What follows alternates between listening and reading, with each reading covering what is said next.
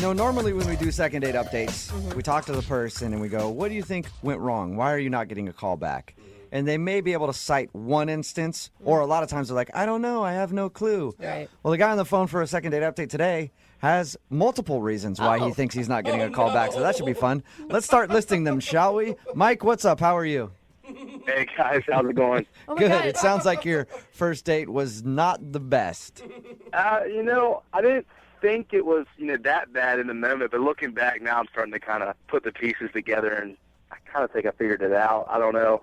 Is it something where you only have yourself to blame, or were they circumstances outside your control?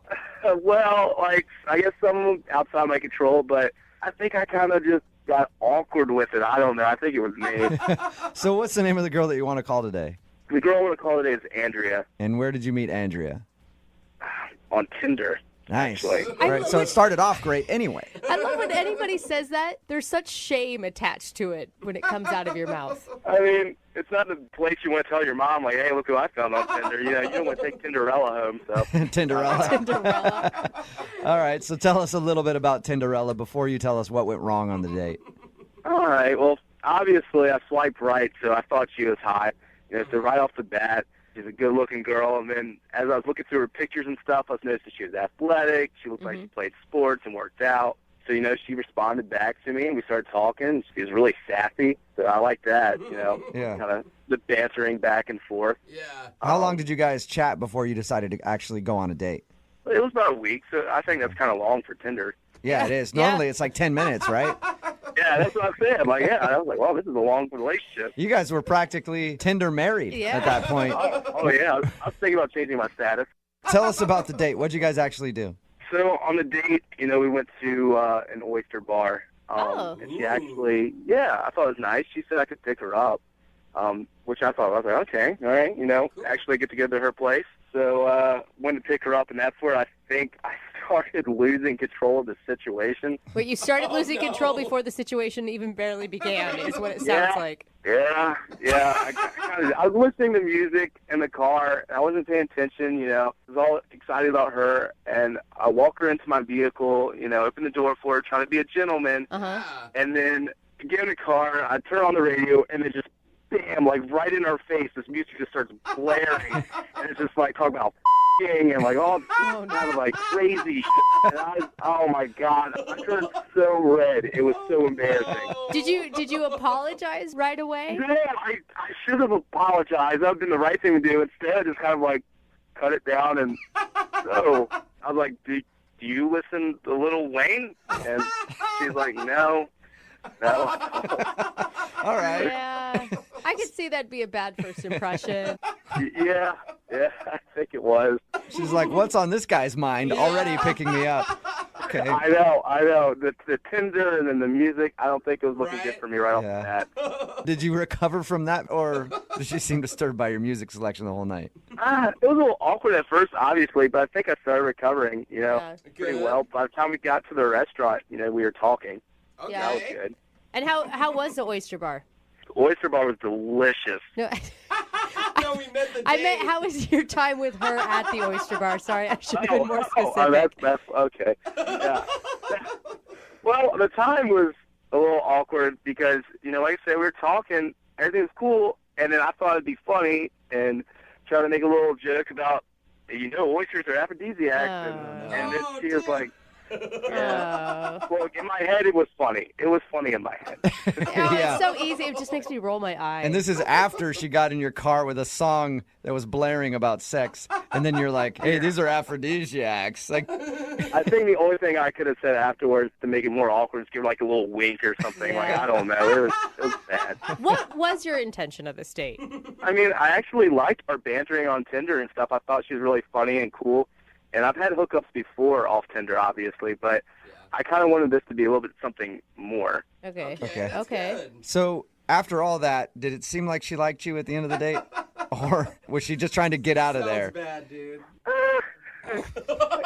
Once again, we start picking back up, and then we get to her place. I start walking her to her door, and then, I thought the stars were aligning. This is it. I've done this many times before. I lean in for the kiss. And then she's just kind of like, not tonight. Oh, Yeah. man. Ouch. Yeah. How'd you feel when she said that? I was a little bit caught off guard, honestly, because that's never happened to me before. Not trying to brag, but I'm a pretty good-looking dude, and that's never been just turned down right at the doorstep, you know? But I feel like there's two ways you can say that. You can say that coyly where you're like, not tonight, got to work harder for it. Yeah. Or you can say not ever. You know, looking back at it, it kind of seemed like she was just a little bit irritated. So I didn't know that she was done with me. I thought, like, she needed a moment to get away from tonight and maybe go think things through. End Kind this of date. decompress a little bit. Yeah. Have you tried to contact her since your date? Yeah. I reached out to her and tried texting her and calling her because she did give me her number, Good. but she never really responded. You should have just sent her a link to that Lil Wayne song you were listening to. I know. I wanted a box of oysters or something. I don't Yeah. know. All right, man. Well, we'll play a song, come back, call her, and get your second date update, okay? Cool. Thanks, man. All right, hold on. Moving 92.5. Brooke and Jubal in the mornings. Second date update. All right, if you're just tuning in for today's second date update. Oh, Whoa. sorry. Song kind of came out of nowhere. It's Brooke and Jubal in the morning. That's exactly what happened to Mike on his first date. He thinks that the girl might not be calling him back because a string of things went wrong. He met her on Tinder. They decided to go out to an oyster bar. But when they first got into his car, he forgot that his radio was on to a very inappropriate song. He turned his car on and then just had to look over at her and go, sorry about that. Romantic. Mike, are you ready to do your second date update? Absolutely. All right. Is that kind of like the song that was playing in your car when she got in? Yeah, except it was way, way worse. Way worse than that. There's music that's worse than that. Just out one there? long beep. Yeah. Mike, she denied your kiss at the end of the night. Is that actually why you want to call her? You know, actually, I really feel like there could be something way more, than just a little Tinder hookup. All right. Well, I'll dial her phone number right now, get her on the phone, and find out why she's not calling you back. All right, I'm a little nervous, but all right. Here we go. Oh, sorry. Turn it off. Hello. Hi, is Andrea there? Yeah, this is she. Hello, Andrea. How are you? My name is Jubal, and I host a radio show called Brooke and Jubal in the morning. Okay. How are you doing today? Good. I'm sorry, did you say you were calling from the radio? Yes, a morning radio show. What's going on? We do a segment on our show called the Second Date Update. What that is if you go out on a date with somebody and then don't call them back after, they get in contact with us to see if we can get you on the phone and find out what went wrong. Okay. And so somebody just emailed us about you. What? This is so weird. His name is Mike, and you guys met on Tinder. Oh my God, Mike? Yes. Mike has been trying to contact you since your date, but apparently you haven't answered any of his phone calls or text messages. And he didn't take the hint, apparently. Well, he took the hint. He knows that you don't want to get back to him for some reason, but he doesn't know why. So he asked if we could get you on the phone and get that answer. On the radio. Yes. Did you like Mike at all? Well, what did he tell you guys? What do you know? He told us how you met. He also admitted to us that he feels like your first date was kind of awkward. There was a point, I guess, where he picked you up and you got in the car and he had a really inappropriate song blaring on the radio. He thought you might have felt awkward about that. Yeah, that was weird. I don't. But, He also told us how you turned him down for a kiss at the end of the date and you said, no, not tonight, or something like that. he told you a lot. Yeah, he did. He told us all about your date. He also said that he really likes you and wants to see you again. God. Honestly, the most shocking part of the night was when he came to pick me up. He looked nothing like his Tinder profile. Oh. He catfished you? Oh. No, it's not that he didn't, like it wasn't like he was a different person. He had bruises all over his face. Wait, when he came to pick you up? Like, he looked like he got the kicked out of him. Really? What? He did not mention that. Huge black eye, fat lip, and I was like, oh my God, what happened? What did he say? It's so weird. He told me that he like does that sometimes. He gets into like fights with his friends, like What? MMA style in his backyard. Oh Like my once a gosh. month, like a fight club thing. They fight each other, and so you're just super like whatever, like no big deal. Nonchalant And fighting. to like just looks like that a lot of the time because he and his friends beat the shit out of each other. So he does like novice style MMA in his backyard. I guess. And he thought, I mean, was he saying this to impress you or? No, I asked him why his face looked like scrambled eggs. He was like, "Glad I just do this. Not a big deal. Like totally casual." So no big deal. Me and my friends just fight in the backyard once a month. Yeah, it was so weird. I mean, he could have like at least warned me that he Right. was gonna look like, you know, cheese grater went on it. Like I couldn't. Cheese grater? Look at him. Would you have gone out with him though if he would have said, "Hey, by the way, this is what I do in my spare time, and I'm going to show up with a black eye"? Oh, that's so weird. It's so weird. Who does that? What kind of psychological issues go into needing to beat the crap out of each other? Like, what is that? He didn't tell us any of that. He just told us about your date, and it was all good except for those couple of weird things. He didn't tell us that he showed up and looked like somebody had beaten him with a bag of pennies. It was horrifying. I couldn't believe it. I want to know a little bit more about his backyard MMA ring. You want to get in on it, Yeah, don't I do. I want to you? get in on that action. Let's ask him about it, Andrea, because he's actually on the other line listening and wants to talk to you. What? Yeah. No, he is not on the f***ing phone. Yes, he is. Mike? How's it going? What are you doing? What do you mean, what am I doing? Look, I just wanted to tell you, you could just texted me or called me, and then we have to do this. We didn't have to do this, period. You could take a hint and just let it go.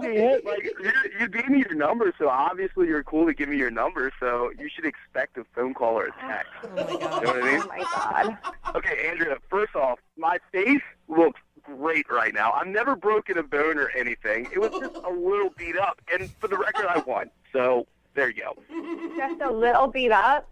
Oh, my God. Beat up. That wasn't even that bad. Normally it looks like my face went through a grinder, but this time it was fine. Oh, my God. And that's supposed to be attractive to me?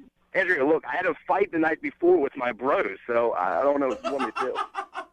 Your bros? Oh, my God. I didn't think it was going to be that big of a deal. Honestly, you saw by my pictures that I like athletic things and MMA and stuff. Athletic things is one thing. Beating the shit out of each other in a backyard for the and giggles is a completely different Yeah. psychological Yeah. issue. It's making me better. It's making me better. Like, I don't understand what's the big deal. It's What is it making you better at? Better at what? Well, I don't even know why you're so upset, but you should be excited to have, like, friends that enjoy hanging out with me and stuff. That should say something about my social life. It does say something about your social life. I'm learning everything I need to know. I mean, what were you doing the other night before our date? Were you just petting your cat and watching Netflix or what?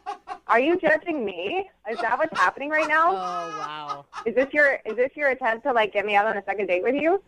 Seriously? No, I just don't understand. Like, all of a sudden you're coming out, like, bashing my face, which it already was bashed enough. Don't need any of that. So You were I don't know what eating you're doing. oysters and blood was dribbling onto your chin. Shut up. Look, it was just, I keep telling you, it was just from the night before. It was just a little cut. And you bleed a little bit. I'm a man. I can handle it. It's not a big deal. How the hell do you think that someone wants to kiss a person who's bleeding all over their food? Oh my God, seriously. He leaned toward me and I was like, seriously? You want me to kiss that? Hell no. Mike, I support your MMA backyard fighting if you want to do that, but why didn't you warn her though? Like, hey, I'm going to show up and my face is going to be bruised.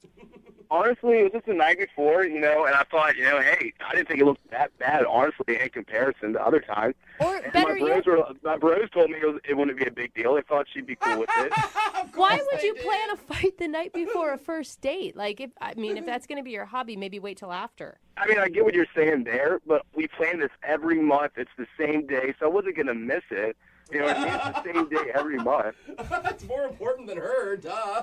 Okay, look, sometimes, I go through there, I don't even have, like, a scratch on my face or anything. I'm completely fine. So, like, that night, a little bit rougher, I'll admit, but whatever. I didn't think it'd be that big of a deal. And right now, face looks fine. Like, you should come out and see me now. Yeah, I'm good. Thank you. Oh. Are you sure, Andrea? Because I would like to ask you out on a second date with Mike. We will pay for it if you'll go out with him again. I'd rather punch myself in the face than go on another date with him. Oh, come on. It's really not that big of a deal. I don't know why you're making this a big deal. Look, I look great right now. I look better than my Tinder picture, honestly. Listen, I'm not into this. I'm sure there's somebody else out there who will totally appreciate it. Maybe, but I'm out. Mike, I'm sorry, no second date, man. That's a bummer, man. I really liked her. Yeah, I know. Hey, you know what, Mike? Sometimes in dating, it can give you the uppercut and you can be up against the ropes. But I know that you can get back on track and stand up like the true champion you are and get back in the dating world. Awesome, bro. I'm pumped. Let's go do this right now. Why don't you just come fight with me? I am not going to one of your backyard brawls, Mike. Come on, man. No. Do it. I don't want to do it. Really good way to ensure that you're probably not going to get a second date is if you're a dude and you're out with the girl that you're taking out on a first date and she says, hey, I don't really want to go anywhere else. Can we just sort of stay here? And then you go, no! You're coming with me somewhere else whether you like it or not. Good. They love that. Uh-huh. That's apparently what happened with Justin, who is on the phone with us right now. He wants to call a girl named Carla. In his email, he said that he planned a fun little date where they were going to go like bar hopping to a bunch of bars. Mm-hmm. And by the time they got to their third one, she wanted to leave it. He was like, no, we have to go to the fourth bar. I planned 4 bars. And so that's why he thinks he's not getting a call back. Justin, did you do it like that, or were you not as aggressive as I picture it? I don't think I was quite as aggressive as that. Okay. So why don't you tell us how it happened? So we're at the third bar, and we're having a great time, but she starts to complain that her feet are starting to hurt. And I didn't think too much of it. You know, like, girls complain about that all the time. Is she wearing... Now, was she wearing heels to this bar hopping date? Yeah, well, they were kind of like, not like high heels. Did you tell her prior to the date that this was what you guys were going to be doing, walking a lot? Well, no, because I wanted to surprise her, because I thought that would be more fun, kind of like an adventure, you know? If I was wearing date night heels and I had to walk to 3 different bars, it makes you feel like you want to cut your feet off. Really, sometimes it hurts that bad. Well, I didn't think it was that. They looked pretty comfortable for high heels. Do you know how many high heels have you worn, Justin? A couple, but that's another story. All right. So she was complaining about her feet hurting, but you still made her go to another bar? Yeah, because the next one I knew was going to be awesome, and it's like one of my favorite places, and I knew she would really like it. And so I'm like, come on, let's go. And she's like, oh, but my feet. I'm like, no, come on, we'll go to the other bar. It'll be awesome. She's like, I really don't want to go because my feet are killing me. Why don't you get it? And I'm like, come on, so take your shoes off and let's go. Oh, the good old Vegas So just trick. pressuring her into going to the next bar. Yeah, I offered to even carry her shoes. Okay, but if she says I like that. But if she says she wants to stay, why not just go, okay, maybe we can go to the fourth bar a different time? I don't know. I was just excited. I was Okay. excited. I was in the moment. I wanted to show her around. I guess I probably should have thought about that because she seemed pretty upset. She was kind of pissed off. So when you got to the fourth bar, was she just like done talking to you at that point? How do you know she was upset? Yeah, kind of. Like, I went and I got the drinks, and she's, like, sitting there with her arms crossed, and she's kicked off her shoes, and she's, like, looking around. I'm like, hey, isn't this place great? And she's like, yeah, whatever. And Yeah, whatever. Oh, no. she was, like, totally giving me the cold shoulder, and I'm like, oh, okay, maybe this didn't go as well as I had hoped. So how did everything end then after that? I got her tab, and I, like, went in to give her a hug, and then, like, a kiss goodnight, and she was just like, bye, and she got in the cab and closed the door. Oh, that's it? That's it. No kiss. Not even, like, she didn't give me a hug. Not even a handshake. Oh. Like, Not nothing. even a handshake. So she was definitely upset that you drug her to that other bar. Yeah, she, like, grabbed her shoes out of my hands because I was carrying them. Like, I get that she was upset. You know, her feet were sore and stuff like that. But that bar was awesome. It's, like, the best bar. I don't know how she was not having a good time. How did that Like, bar not win her over? God, Seriously, it's, like, so good. It's, like, there's so much going on. It's, like, just a party. And I'm like, look around. Forget about your feet. Look around. look around you. Take this bar in. Enjoy it for what it is. So you definitely screwed up by doing that. Okay, I know it sounds, like, bad, but, like, before that last bar, though, we were having, like, such a good time. We were laughing. She was, like, poking fun at me and laughing. I was poking fun at her and laughing. She even, like, she looked at my shirt and she was like, that's a terrible color on you. And you liked that? Well, yeah, she's like, I love someone who's honest. Because, like, most first dates, it's like, you don't know what to say. It's, like, really superficial. You're talking about, your job or the weather or something.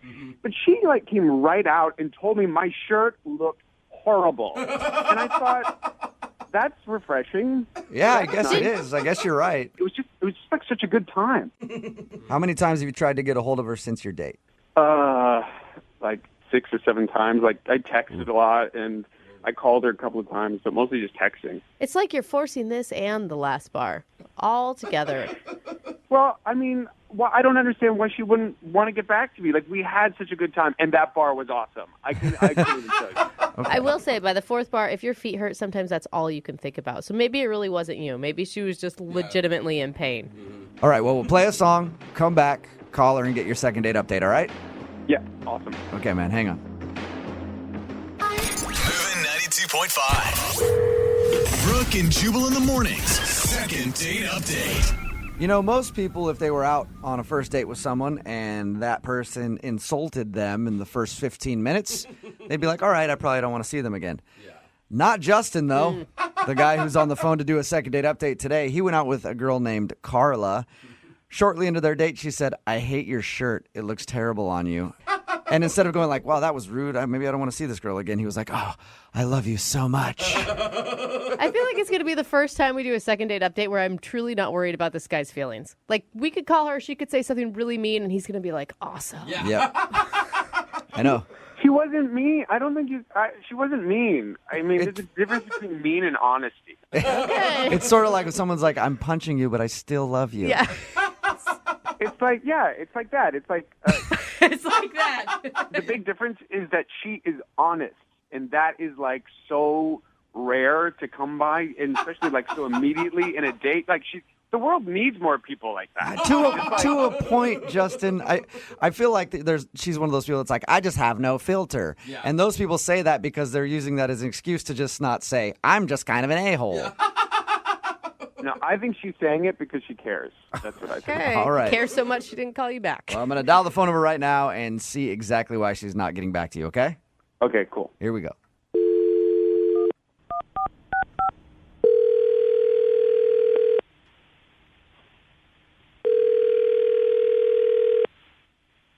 Hello, Hi, can I speak to Carla, please? this is she. Hey, Carla, how are you? This is Jubal from Brooke and Jubal in the Morning. Who is this? Jubal from Brooke and Jubal in the Morning, the radio show? Okay. Do you have the wrong number? I'm pretty sure I don't have the wrong number. Did you recently go out on a date with a guy named Justin? Yeah, why do you know that? Because Justin listens to our show and asked me to call you. What? Why? Because he told us about your date, said that he really enjoyed going out with you, but you won't return any of his phone calls or God. or text messages, and he wanted to see if we could get you on the phone and find out why. So I don't answer his text, and then he calls a radio show to get a hold of. Oh my God. Yep, that's exactly what happened. Any interest in telling us why you won't call Justin back? I can't believe that he wants me to call him back. Why is he so interested in me? He said he really enjoyed your date and wants a chance to go out with you again. Oh my God. What is wrong with this guy? What's wrong with this guy? Is it hard to believe that somebody would want to go out with you again, Carla? I mean, I don't think that it was that great of a date. And why is that? It was long and painful, and I think I was getting kind of cranky at the end of it, and then it was a very abrupt goodbye when I left, and then, and then I haven't responded to any of his texts or calls. By long and painful, let me ask you this. He told us about your date. He said that he drugged you to a bunch of bars, and by the third one, you said your feet were hurting, and you didn't want to go to the fourth bar, but he made you go to that one. Did that piss you off? Yep. Okay. What? Why wouldn't you just leave at that point, though? Like, call a cab on your own, get an Uber. I know. I was going to leave after the third one, but he really wanted to go to this fourth one, and he was like this little sad little kid that really wanted to go to this fourth bar and kept saying how great it was. And I was like, well, what's great about it? He goes, oh, see, you guys see, it's just so awesome. And I felt bad for him. He had this whole plan. I felt like I'd let him finish this master date plan that he had. So, Okay, that was nice. It sounds like you absolutely hated being out with this dude. I mean, it was like fun. You know, he bought me a bunch of drinks, so that was nice. That was fine. How was the final bar? Was it as great as he had promised? It was a normal bar, and we go to the back, and he wanted to show me this old jukebox that they had. He acted like it was the only bar that had a jukebox in it. Didn't have the heart to tell him that most bars have that. Most bars. There's a lot of bars with jukeboxes. You know, Carla, I feel like you and I could be friends. We both seem to have the same zest for life. Like that's a stupid jukebox. I just wasn't into it. Wasn't having a great time at the end. But he just, like, he wouldn't get the hint. I think I even told him his shirt looked terrible. And he goes, oh, you're so honest. That's cool. That's cool. Yeah, he told us all about that. He was like, I love her honesty, man. She ripped on my clothing. Yes, it was so. It's like, is this a joke? And then to be texting and calling me, I couldn't. I dropped the phone the first time I saw him calling. I was like, what is he thinking? Why didn't you just send him a text? I mean, because obviously he wasn't getting the point. If you would have texted him back and said, no, I don't ever want to see you again, you would have been like, oh man, there she is being honest again. I love it. I know. Like, who knows how he could have read that, and then he would have, yeah. Carla, thank you very much for telling us a little bit about your date with Justin. I appreciate it. Talking about the date was ended up being more fun than the actual date. Oh, sad. Well, since you were honest with us, I feel like I should be honest with you and let you know that Justin is actually on the phone listening to this conversation. No, he's not. Yes, he is. Why? Because we think it's funny. That's true. Is he for real on there? No, he's not. I don't understand. We so clicked. I know your the last part wasn't so great, but the first part was really great. And I took your advice to heart. I got all these new shirts and everything. No, I just don't think that we did click though. No, but you totally got me, and that's what I was like. You were so authentic. You were so honest, and I was just like, that's amazing. That's the kind of person I want to date. That's the kind of person I want to be around. Well, that's very flattering, but I just unfortunately do not feel the same way. And that jukebox is like an authentic, from 1963. It plays old 45s. I mean, you can't find that anywhere anymore. And it's functioning, and it's amazing. It's got it's just not a match. I'm sorry. I made fun of your shirt. I feel like I just looked bored the whole time. I was texting with friends while you were talking. What were you not getting that I wasn't interested? You had to force me to go to the fourth bar. I was ready to go home. Carla, I feel like you didn't even give him a chance from the beginning. It sounds like he walked into the bar and you were already done with him. No, it started off fine. The first bar, we had a couple drinks, and it was kind of small talk. And then we got to the second bar, and that's when boredom set in, and I was just bored, but I felt bad, and I felt like I had to do, the whole bar crawl for him. I don't know. I guess I just read this wrong. I thought we were a great match. I thought we had a really good chemistry, and I don't know. I'm shocked. Yep, you're right, Justin. We are a perfect match. Really? No.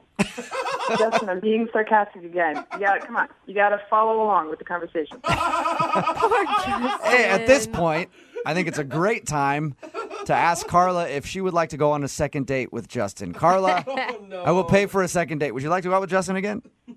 No. Am I not picking up on the sarcasm now? I did not get it, Jubal. I thought you were being sarcastic at first. Second date, no. Thank you very much, but no. Oh, man. Justin, sorry, man. Well, I guess thanks for trying. I guess I have to get better at, following sarcasm. No, you don't, dude. No, you don't. You don't have to get better at picking up sarcasm at all. Thanks, man. No, I was being sarcastic. Jesus. I'm not getting it. Okay? Clearly. I don't get it. Brooke and Jubal.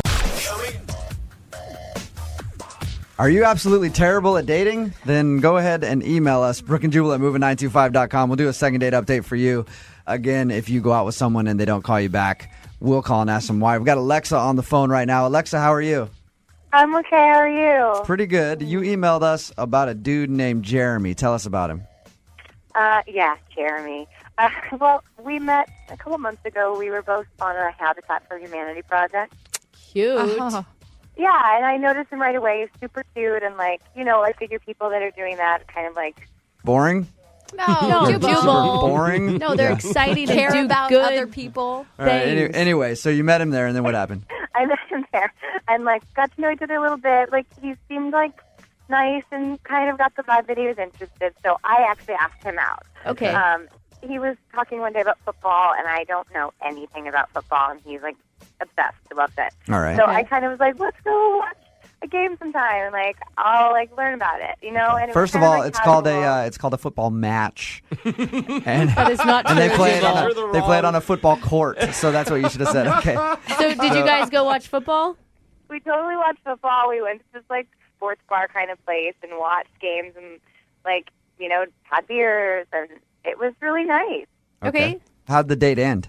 Well, it just kind of petered out, honestly. It was okay. It wasn't bad. It was just I felt like his vibe changed as we went through it, and it kind of started to seem depressed. Did his team lose? Yeah, but Because I didn't. Did he seem upset after he lost? He didn't want to be there, or what happened? Yeah, kind of. But I also just felt even before that, his attention to me had kind of gone away. All right. I don't know what happened, but I really liked him, and I'm really attracted to him, and I felt that way from him both when we were working on the project for Habitat together, and also at the bar that day. It was going really well. Have you tried to call him? I sent him a text after the date, being hey, that was so much fun. We should do it again. How long ago was that? That was 3 weeks ago. Oh, that's a long time. Okay. All right. We'll try to call him after this, see if he answers the phone, and ask him why he hasn't called you back. Okay, yeah. Are you nervous?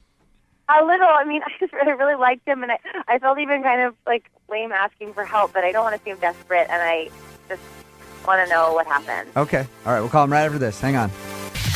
Moving 92.5. Brooke and Jubal in the mornings. Second date update. Okay, Alexa is on the phone with us right now. She went on a date with a dude named Jeremy to watch football because he's a big football fan. She didn't know anything about it. And you're ready to call him and ask him why he didn't get back to you, right, Alexa? Yes. All right. Did you try to talk football with him? A little bit. I said I don't really know a lot about it. I mean, my dad was a huge football fan. Right. Okay. And But- she didn't fake it. I mean, he Well- knew that she was a football virgin. Yeah, and that's okay. The annoying part is when a girl doesn't know and then tries to talk sports with you, and you're like, okay, you don't know what you're talking about. Would you please stop trying to be a guy's girl? So you did the right thing. I'm just wondering. All right, we'll call him right now and see if we can get him on the phone, okay? Okay. And you can go ahead and jump in anytime you want to talk to him. Okay.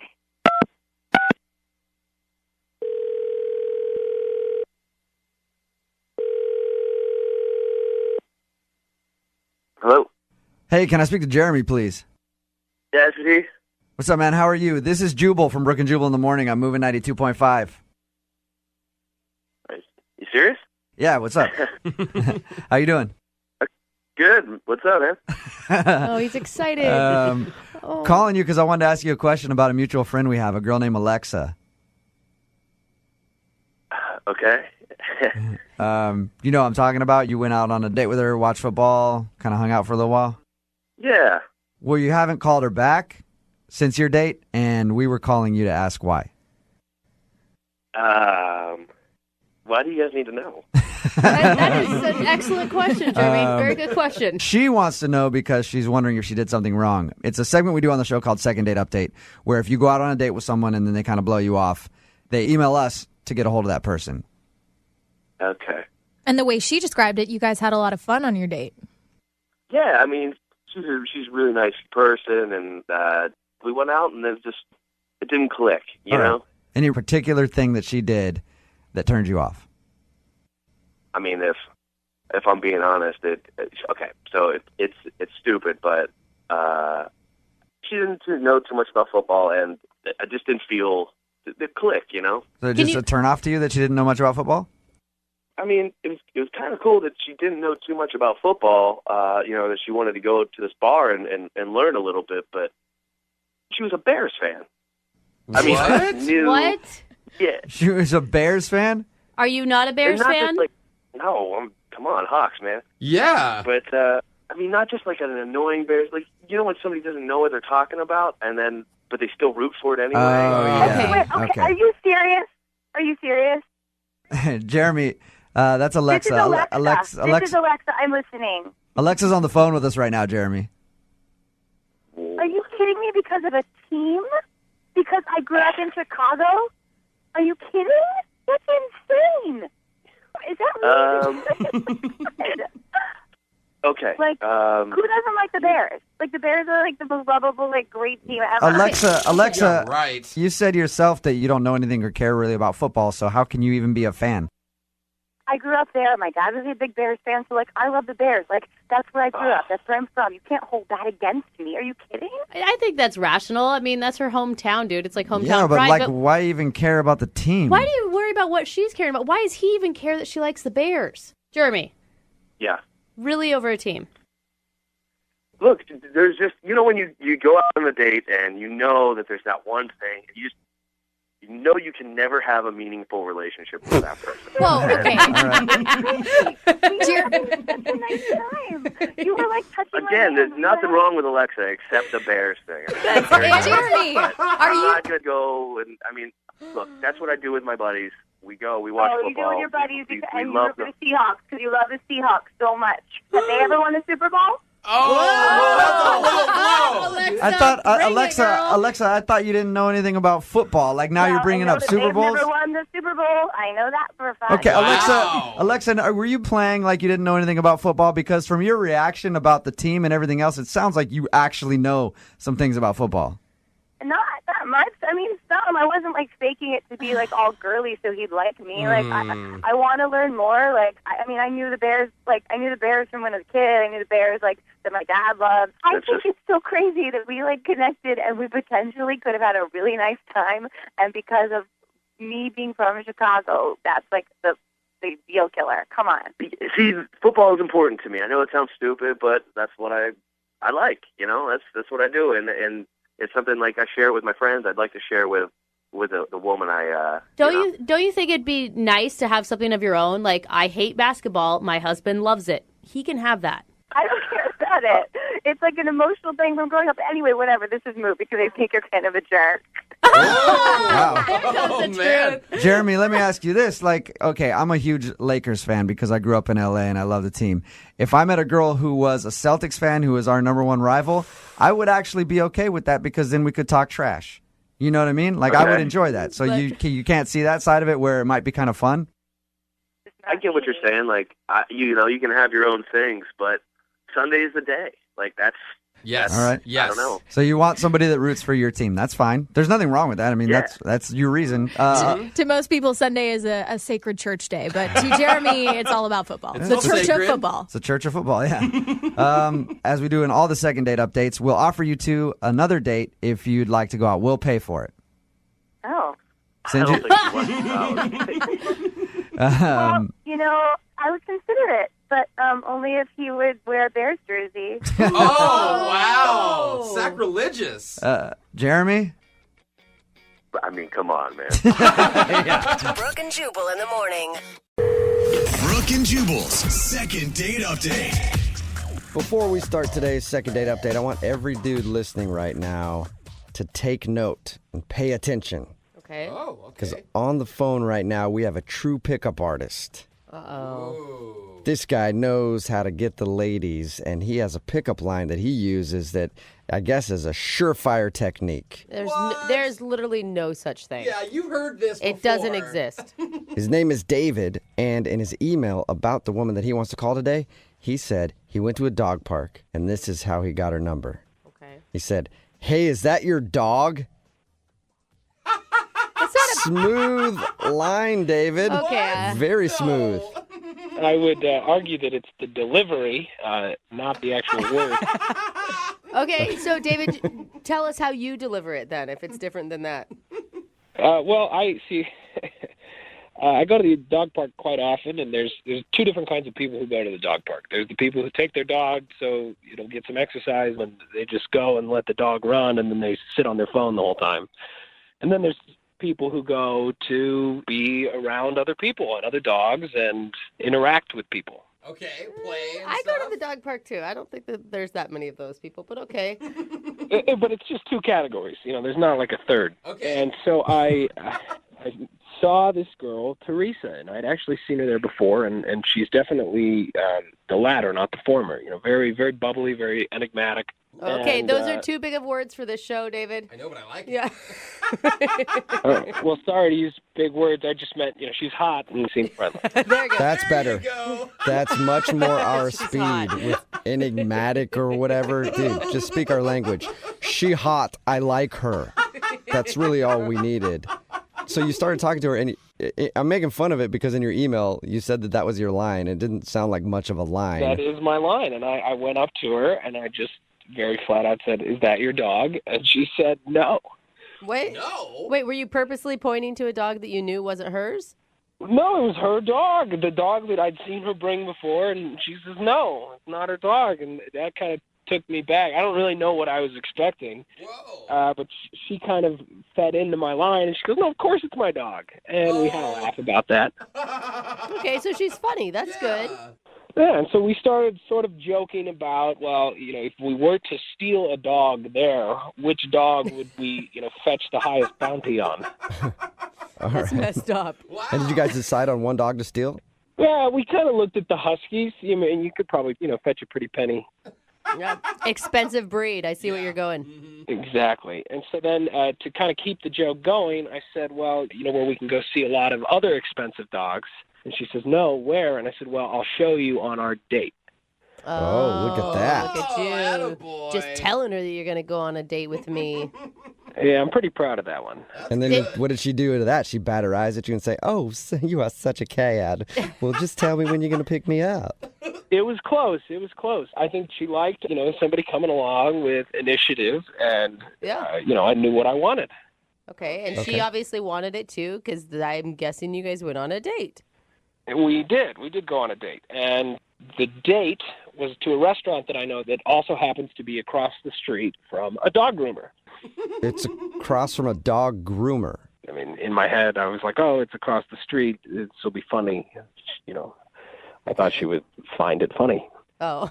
Now I'm thinking you're starting to milk the joke a little too much. Yeah, it's getting old. Well, this is why I'm calling, because I thought everything was going well, and we ordered. They brought us drinks, and as we were waiting for the food, she says to me, "Hey, look, David, I don't think this is going to work out." Oh. What?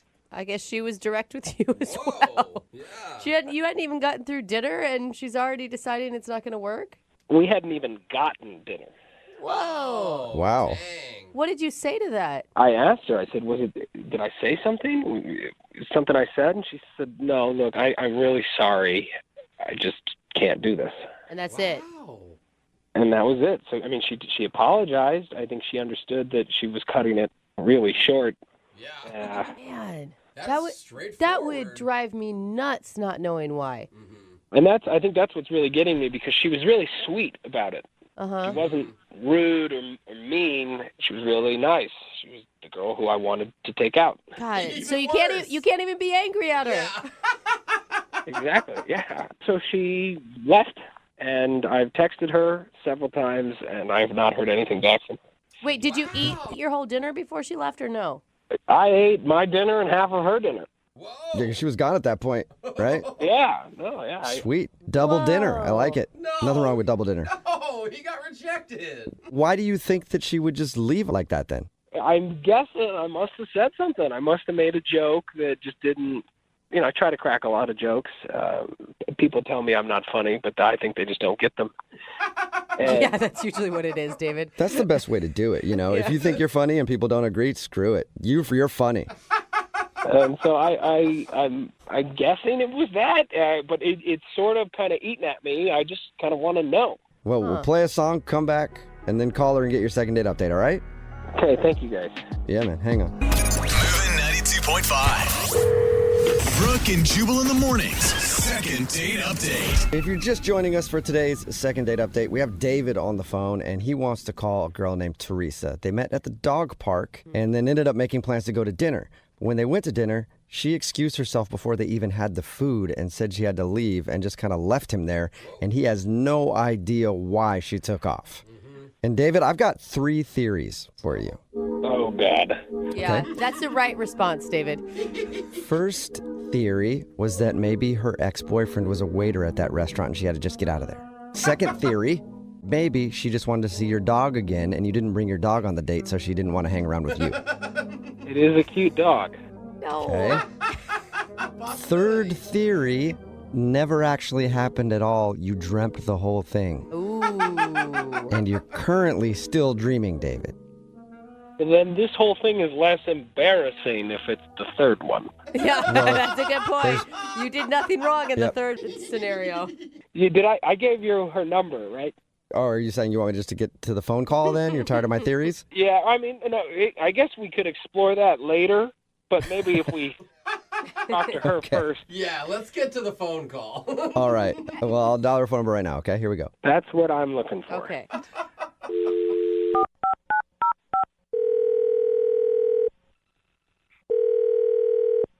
Hello, Hi, may I speak to Teresa, please? this is her.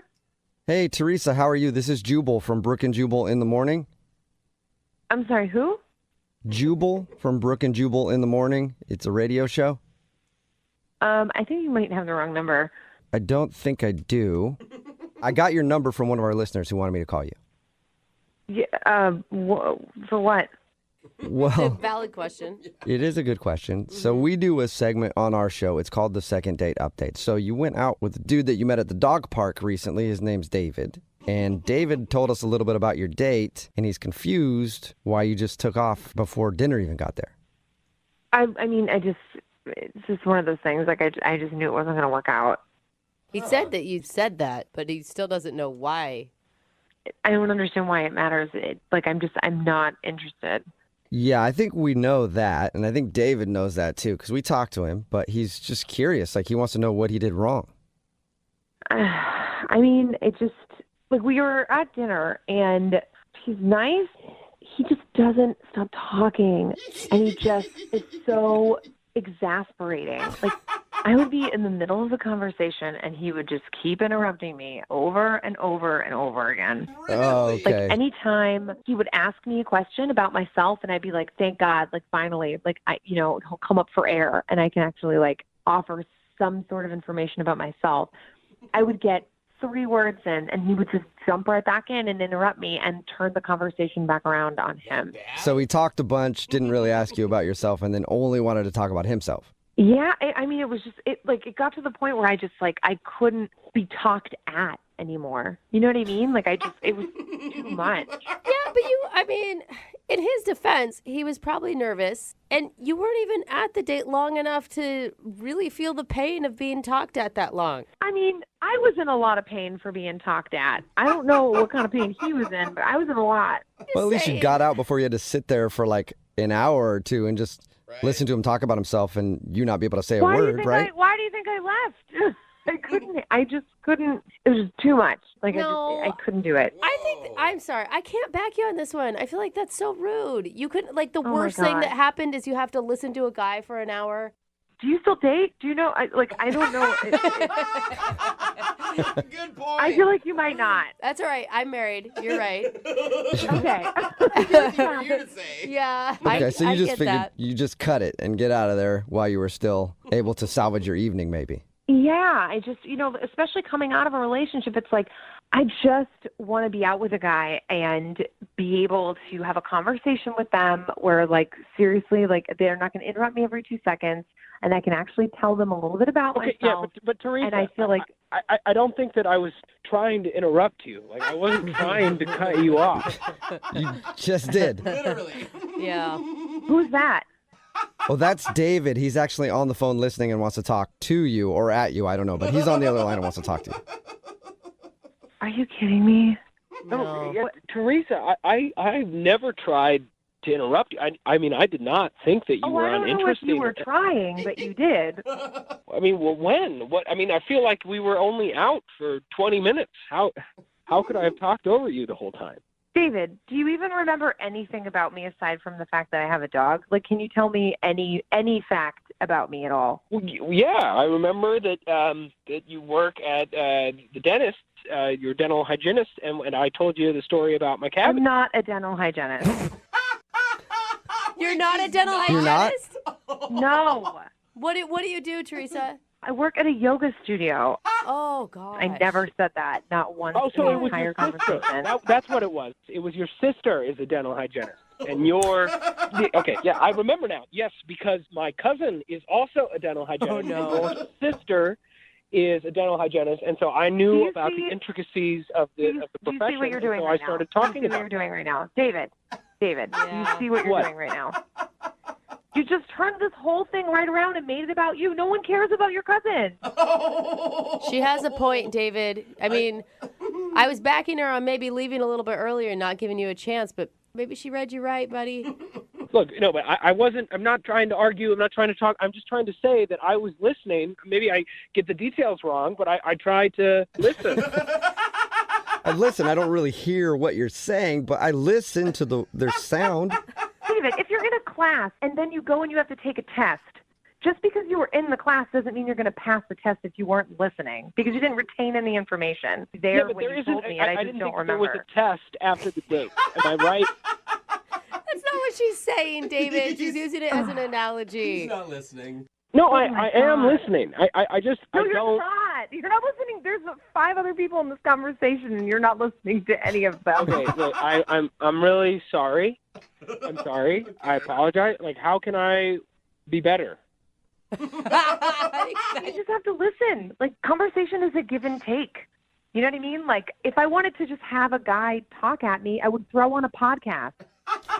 Like, you just need to pay attention. And if you feel like you're not getting something out of a conversation with somebody, No, but ask I questions. did not feel that way. I didn't feel like I wasn't getting something out of the conversation. I wanted to contribute and make the conversation better. You know, you were making it all about you. That's exactly what you were doing. The whole thing was about you. He doesn't quite get it yet, but I do feel like David is asking the right questions on trying to improve himself. You can give him some credit for that, right, Teresa? I mean, bare minimum credit. Okay, well, So you give I'd agree, but yeah. sliver of credit, and I think Yeah. that means that you guys should go out again. Teresa, would you like to go on a second date with David? We'll pay for it. I like that you have to dangle the carrot of you paying for it. Yeah, that's our thing. Well, it helps sometimes. Will you do it? I don't think that he's actually learned anything. Like, I don't think I can put up with another 20 minutes. Okay, but now Never mind I an feel like entire you're day. the one who's not listening. I feel like you're interrupting. Oh, You did not she's not say that, listening now. David. As he interrupts Oh, her. my God. No, I mean, I was listening. I mean, I know that her sister is a dental hygienist and that she likes yoga. And I don't like yoga. That's what I teach. That's what I do. Oh, my gosh, David. Well, why you don't like it? You work in it and you don't like it? Okay, you cannot sit here and try to get me on a technicality. This isn't a court of law. What is going on?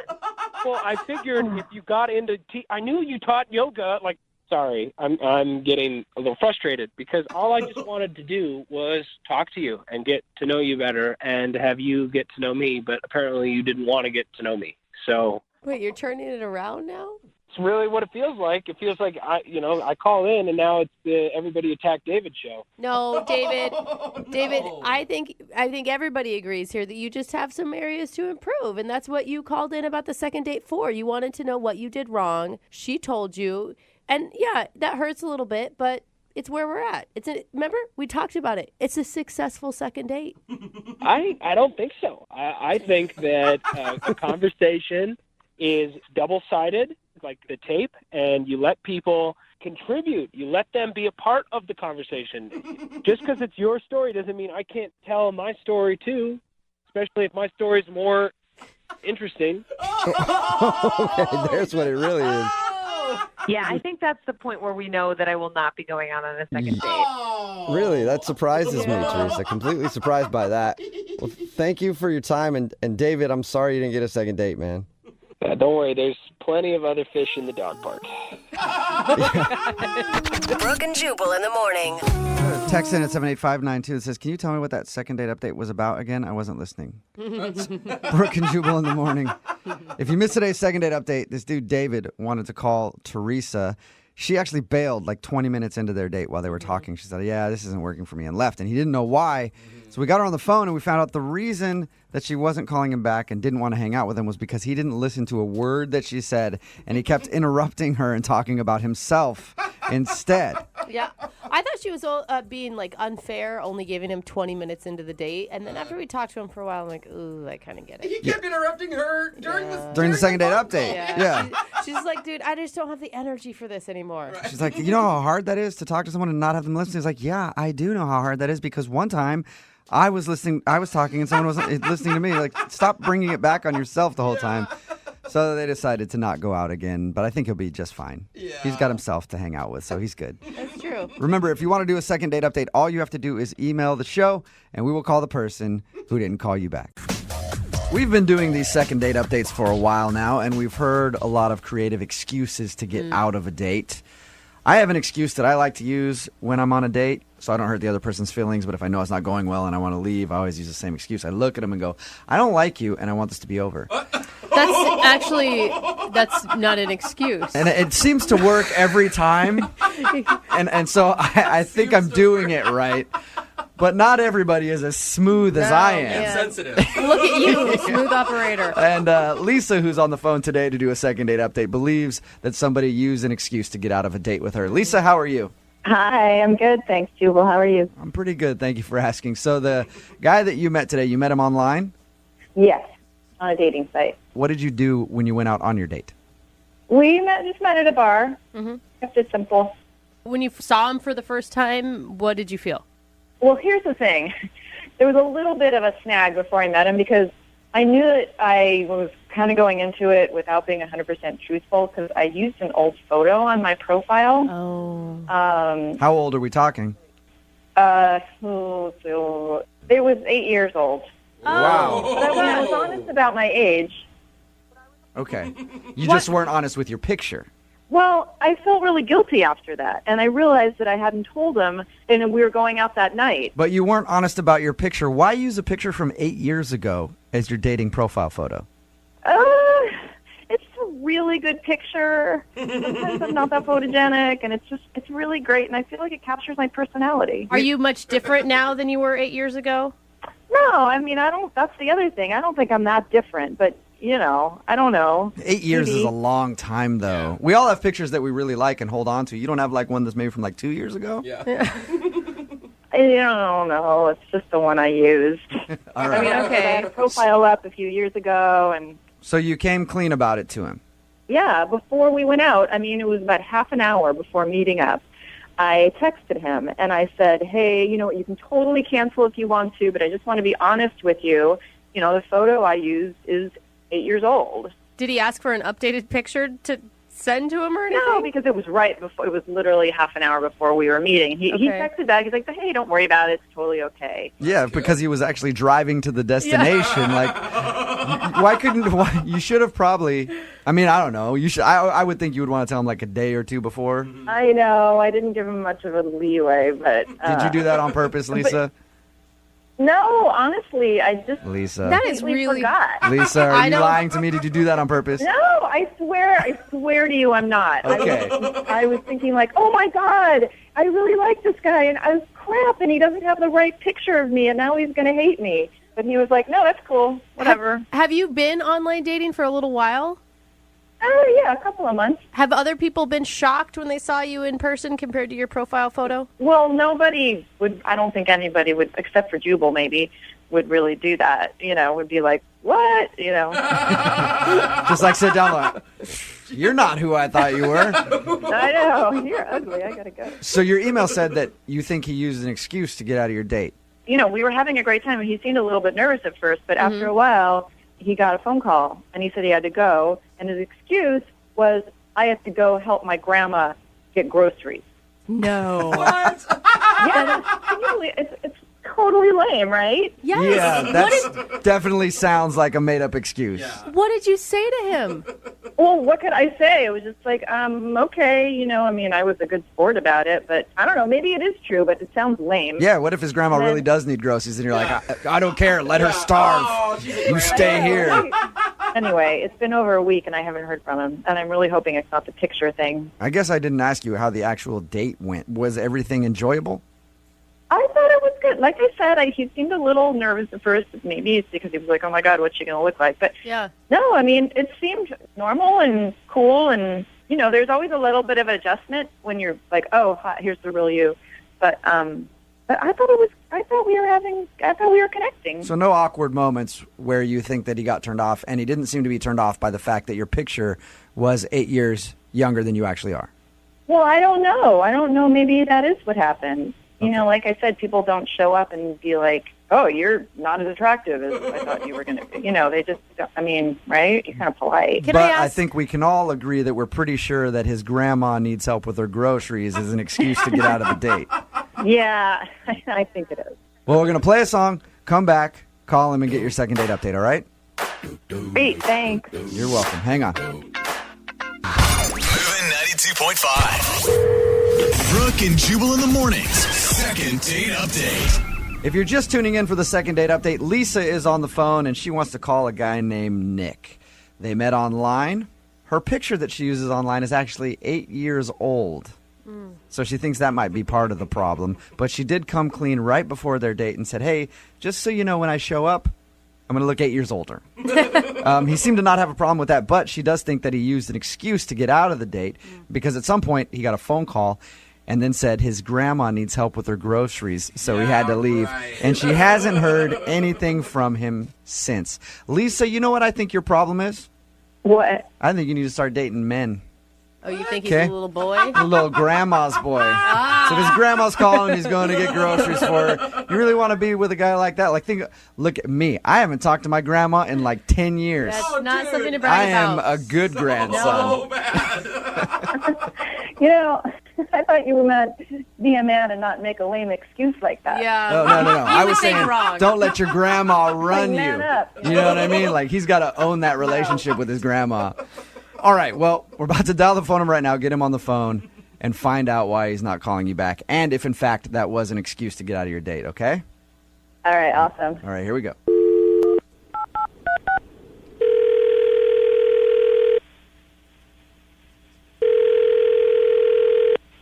Hello? Hey, can I speak to Nick, please? Yeah, this is me. Hey, Nick, how are you? This is Jubal from Brooke and Jubal in the Morning. From what? Jubal from Brooke and Jubal in the Morning, the radio show. Okay. Well, what do I got to say? What do I got to do? You don't have to say or do anything. I just have a few questions for you about a date you recently went on.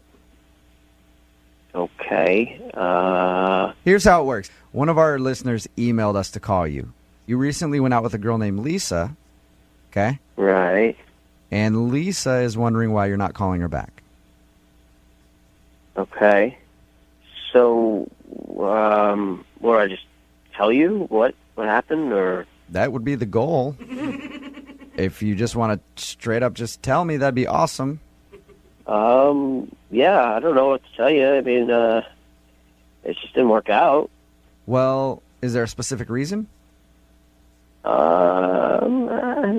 Not too much. I mean, there was way too much hesitation. There's definitely a reason. Well, no, I mean, she just, listen, when you go out with somebody, you have something in mind, and if they're not it, then you move on. I like how your voice just gets higher.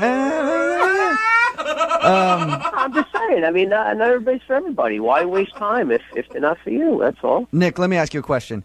She told us that she had a profile picture on the dating website that was 8 years younger than she is. Does she look a lot different now, and is that why you don't want to call her back? I wouldn't say a lot different, but somewhat different. Like different enough to where you found her unattractive when you saw her? I don't know. I wouldn't say unattractive, but it's just I'm just particular, and she wasn't my type exactly. So I'm just looking for Miss Perfect, and she wasn't it. That's all. Miss Perfect. What is Miss Perfect? Isn't that what everybody wants? Miss Perfect for them, I want Miss Willing. That's what I'm usually going for. Or Miss Damaged Goods. Or just Miss has a heartbeat. Yeah. I guess I just have high standards. I don't know. All right. Are you one of... Okay, I got a friend like you. You're one of those I only date perfect 10 model type guys, aren't you? No, I mean, not maybe to other people's standards, but to my standards, they have to have certain features or attributes that I like. So it was all just like a looks thing. Like her looks didn't meet what you expected and what you like. Look, I'm just saying, I've been on a lot of dates.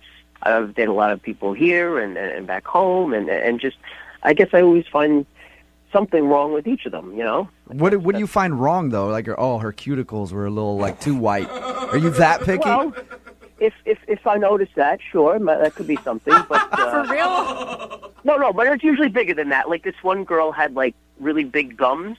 You ever see that when they smile, they're very gummy, and that's just.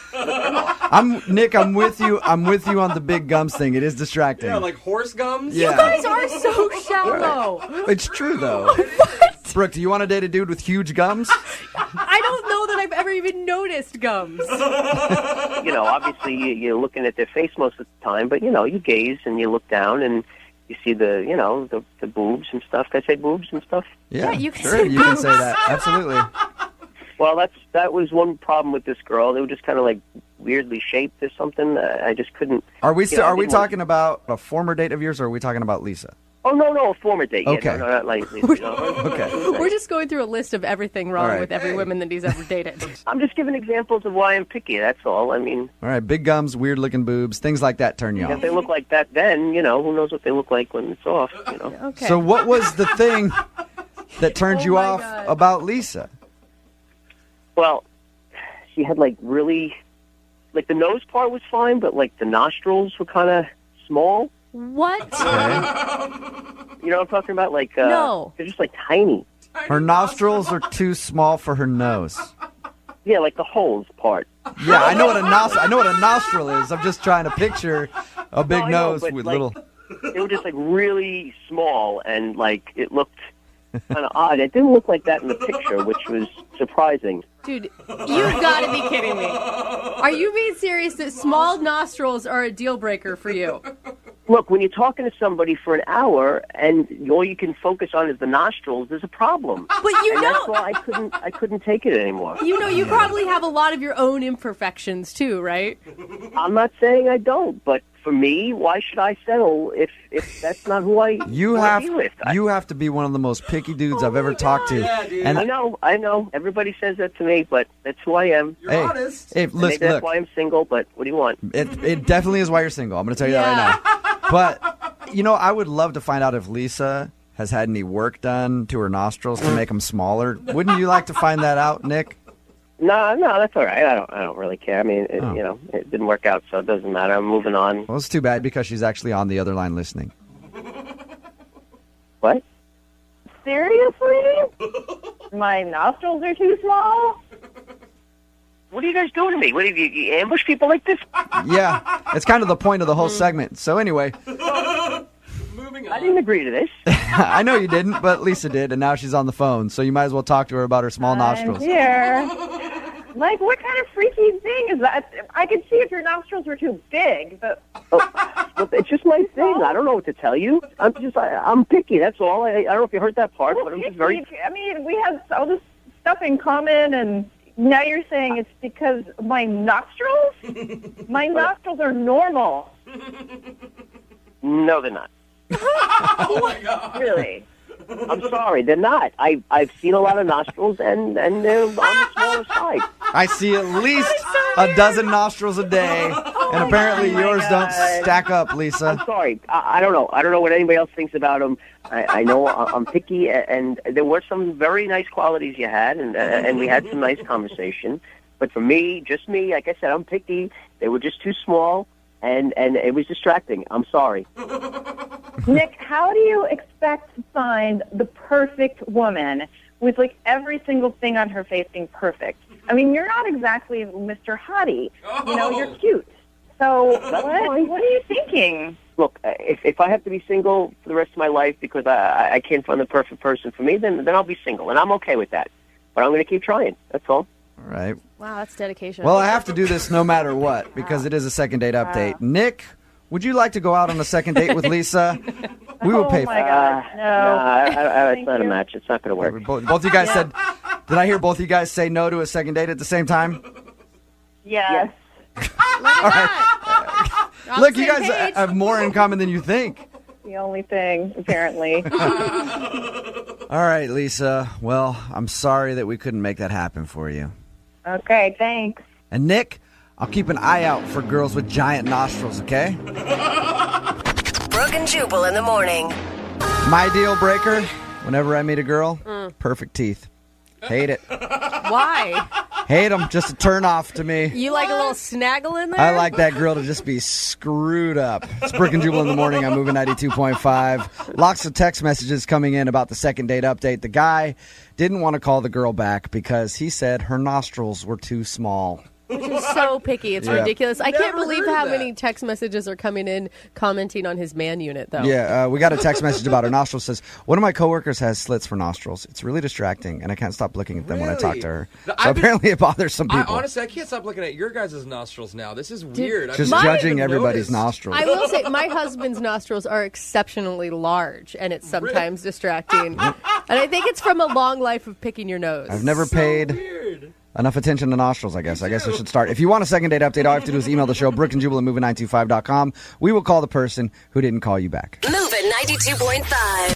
Girl named Meg on the phone for a second date update today, and in her email, Meg said that after her date, she was super disappointed in herself. Oh, man, Meg, don't be too hard on you. Yeah, so before we go any further, Meg, I just want you to know the feeling is mutual. We're all super disappointed in you too, okay? Oh, that's fair. No, it's a good thing because there's nowhere else for you to go from here but up. Okay, so just remember, we couldn't possibly think less of you than we already do right now. So with that in mind, tell us about your date. Who's the guy you disappointed? He doesn't speak for us. Well, I met this guy named Sergey. I swiped right because I thought he was cute, and he ended up being cute in person, too. Okay, so I see what you're saying, Jeffrey. She is at the bottom. Yeah. She's hit rock bottom. Give her a chance. I mean, obviously, things are bad, Meg. Yeah, but I'm still just really confused. Okay, so wait, can we start with the disappointment, or do we get to the disappointment? Where does that come in? Yeah, let's get to the disappointment. Why don't you start at the beginning and tell us a little bit about what you and Sergey did?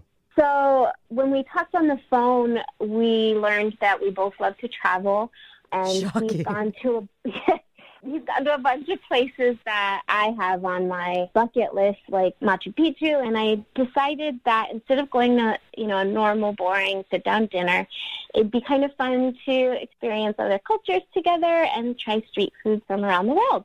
Okay. Oh, cool. So you booked 2 one-way tickets around the world and set off on your adventure. No. We went across the globe, and we started with South America and had some carne batata kebab from Peru and some chorizo sausage. Oh, so you planned out meals from around the world by finding different restaurants where you could go get appetizers, essentially. Exactly. It's like a little snack walk. Oh man, my heart is already full. If someone took me on a snack walk, that sounds amazing, doesn't it?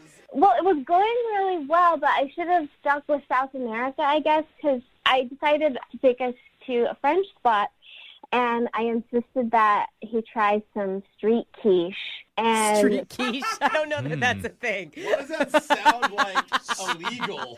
So, street quiche, are these actual restaurants, or are these carts that you're finding on the side of the road? No, they're food trucks. Oh, you're at food trucks. Okay. Yeah, you're walking up off the street, but street quiche will get you. What? Yeah, it's written right there on the side of the truck. It'll get you. 15 minutes after he had the street quiche, he was just in really bad shape. He was heaving. Oh. And just sweating. It was really scary. So I took him to urgent care, and I felt terrible because of this stupid street quiche. And So the nice thing was that, like, our conversation was a little bit surfacey at the food trucks, but in the waiting room, you know, he opened up a little bit. That's nice. In between heaves and cold sweats, he's opening up to you? See, that's the secret to getting a guy to open up to you. Put him in the hospital, and he'll tell you exactly what you want to hear. Oh, yeah. Get him vulnerable. He was crying to you, is what it sounds like. What did he tell you about? What'd you talk about? Oh, you know, we just talked a little bit about our families and where we grew up, and we tried to not talk about food. Good. So, obviously, I cut it short because he wasn't feeling well. I stayed until he saw the doctor, and then I offered to take him home, but he just insisted on getting himself a lift and taking care of himself, and we had a really, you know, polite hug, and that's kind of how things ended. You know, I sent a check-in text to let him know that I had a good time before the heavesies. But, you know, he's not really, there's no flirting or, you know, extra engagement. It's all very polite. Well, I would assume that he's very embarrassed. Like, anyone who's got food poisoning. I mean, I'm assuming that he had food poisoning from the street quiche. It's not your best look. So why are you disappointed in yourself after this? Because the quiche didn't kill him? Or did you want to get to the rest of the countries? No, because the quiche didn't kill me. It was, you know, I feel a little responsible because I was the one telling him to try some food from my country. Oh, no, your country hurt him. Your heritage food. Yeah. I want him to know that he shouldn't feel embarrassed. Or be afraid of the French. So when did he get released from the hospital? When's the last time that you talked to him? It was about a week and a half.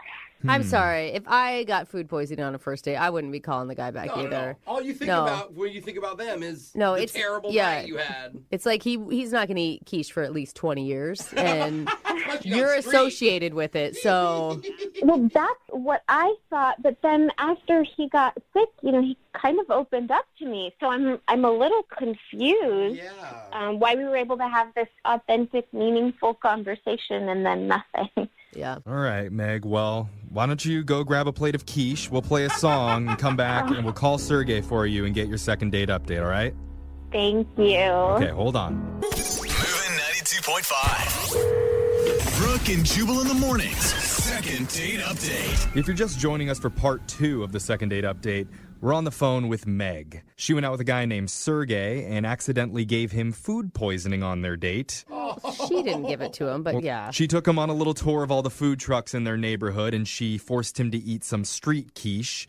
Didn't force him. Asked him, whatever, which made him open up.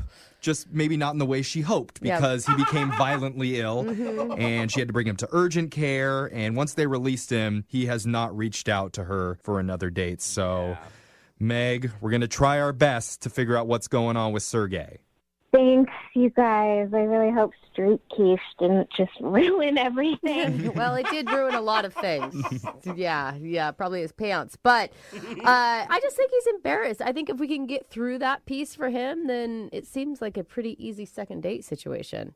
Man, I sure hope so. I liked him a lot. All right, Meg. Well, let's call Sergey and find out why he's ghosting you. Are you ready? Yep. Okay, here we go.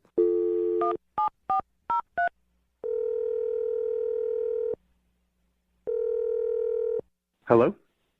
Hi, can I speak to Sergey, please? This is Sergey. Hey, Sergey. This is young Jeffrey from Brooke and Jubal in the morning. Do you have a minute to chat with us? I'm sorry, who is this? It's young Jeffrey from the radio show Brooke and Jubal in the morning. Are you familiar with us at all? Hey, hi guys. So yes, you listen, or yes, you're cool that we're calling you. I'm sorry, I'm just a little confused by all this. Why are you calling me? It's a good question. Yeah, great question. Well, we're doing something called a second date update, where we ask people who have gone out on a date recently why they're not calling the other person back. So you recently took out a woman named Meg, and she told us a little bit about what happened. Yeah, she feels bad about it, and she's really hoping to get another chance with you. She just wants to know what the reason is, why you're not getting a hold of her. Okay. And for the record, she feels terrible about the street quiche situation. We heard about that. Yeah. She told you about that? Yes. I mean, if you're going to describe the date, it's a pretty big moment. Like, that would be the highlight, right? So you think me vomiting everywhere was a highlight of the date? Okay, bad low light. I mean, just a definitely spotlight. A memorable moment Yeah. from the date. I see. Are you embarrassed? Is that why you're not calling her back? No, I mean, I had a good time. She's very nice. Even with all that, you had a good time. Before that, Yeah. that part wasn't real fun. But yeah, no, she's great. She's very nice. She's great. Okay. Did you guys have chemistry? Yeah, we had fun. We chatted, had a bunch of food. You heard about the quiche fiasco. So yeah, she was nice to hang out with. I don't understand. So why aren't you calling this great, nice, fun girl to hang out with? Bottom line, she just deserves, someone better than me. I can't be honest about my past. I haven't been dating for a while, and I was thinking I should get back into it or something, but she'd be much better off with somebody, than me. That could handle their quiche. That's terrible. Like, what do you mean? She really liked you a lot. Like, what could be so terrible in your past that makes you undateable for her? I just think I shouldn't be dating. She deserves a guy that can just be wide open about everything, and that's just... What can't you be open about with her? Did you get in trouble with the law or something? Oh, I was thinking divorce. No, it's not. It's not divorce. I don't think if she found out, I just don't think she could accept me. It's not a common kind of thing like that. So I keep saying it, but I think I just should not be dating right now, and especially with her, because she's great, and she took care of me when I was sick and all that kind of stuff. So she's really got that sweetness in her, and I am just a terrible person. Aww. Well, what? In the past, yes. But it just not now. Did you commit a crime or something? Like, you're painting yourself as a very negative person. And you sound lovely. Yeah. Like, I would go have a beer with you. Yeah. I'm a terrible judge of character. Yeah, no quiche. Like, I don't think you're giving yourself a shot, man. You can't decide for other people what they can and they can't handle. Yeah, but you don't necessarily need to lay stuff on others. There's a level, and mine's pretty excessive. So it just... So yeah, just quit. Good idea. So whatever you did in your past is so bad that you think you deserve to never have love and be single the rest of your life. Is that what you're saying? Well, yeah. That's why I've been struggling with the whole dating somebody. What? Meg was my first date, and she was great. And I just, it's kind of like either you hurt yourself, sports injury, let's step back on the field, but you're like, oh my gosh, no, I'm not ready at all. This is still very painful kind of thing. So I just... Okay. I don't think I need to drag her in. Well, Sergey, how about this? Why don't we let Meg decide whether it's worth going out with you again? Because she's obviously interested. Maybe she should be the one that gets the final decision. Meg, don't you want to say in this? Yeah, hi, Sergey. Meg? Yeah. So here's the thing, Sergey. Meg has been secretly listening on the other line to everything that you've been saying. Why didn't you guys tell me she was listening? Hey, listen, she heard all of that? Yeah, I'm just glad you're doing okay, Sergey. Listen, I had a nice time, and I thought we had a connection, and people make mistakes, People have bad credit, people have criminal records, that's the past, but, it's weird to just disappear. I don't even think you'll understand. Everything that everyone's naming is just so light compared to this. I don't think you would accept me into this. It's just... you don't need to go into details, but try me. Yeah. Okay, fine. I'm warning you, you're not going to like me after this, okay? Oh, my God.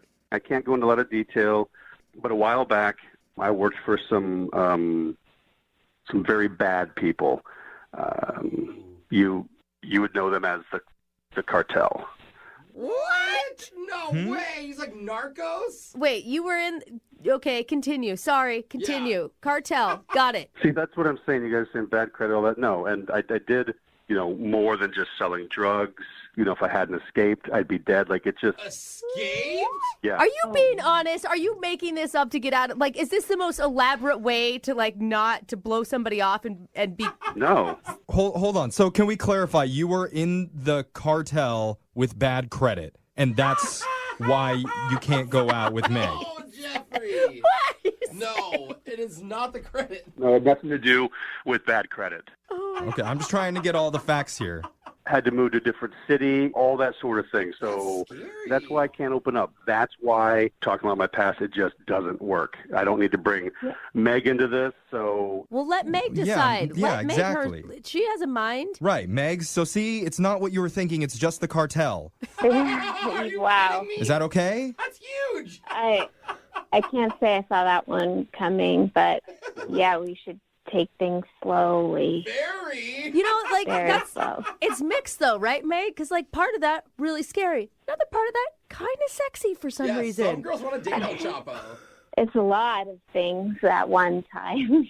That's for sure. that's what I'm saying. So as you were saying before, you can handle anything if you can accept this. I mean, are you really interested? Well, we could probably talk again, and it's nice to not feel as bad about the street quiche. Oh, yeah, I forgot about it. So, Meg, are you getting cold feet about this now? No, he's still the same person I talked to at urgent care. It's just more information. Sound nervous. But you know what, though? You're starting possibly a relationship in very open, honest way. Right, and his credit is great. So Why do you keep going back to the credit? Why are we focusing on that was her thing. I don't know. She was obviously concerned about it before. She doesn't care.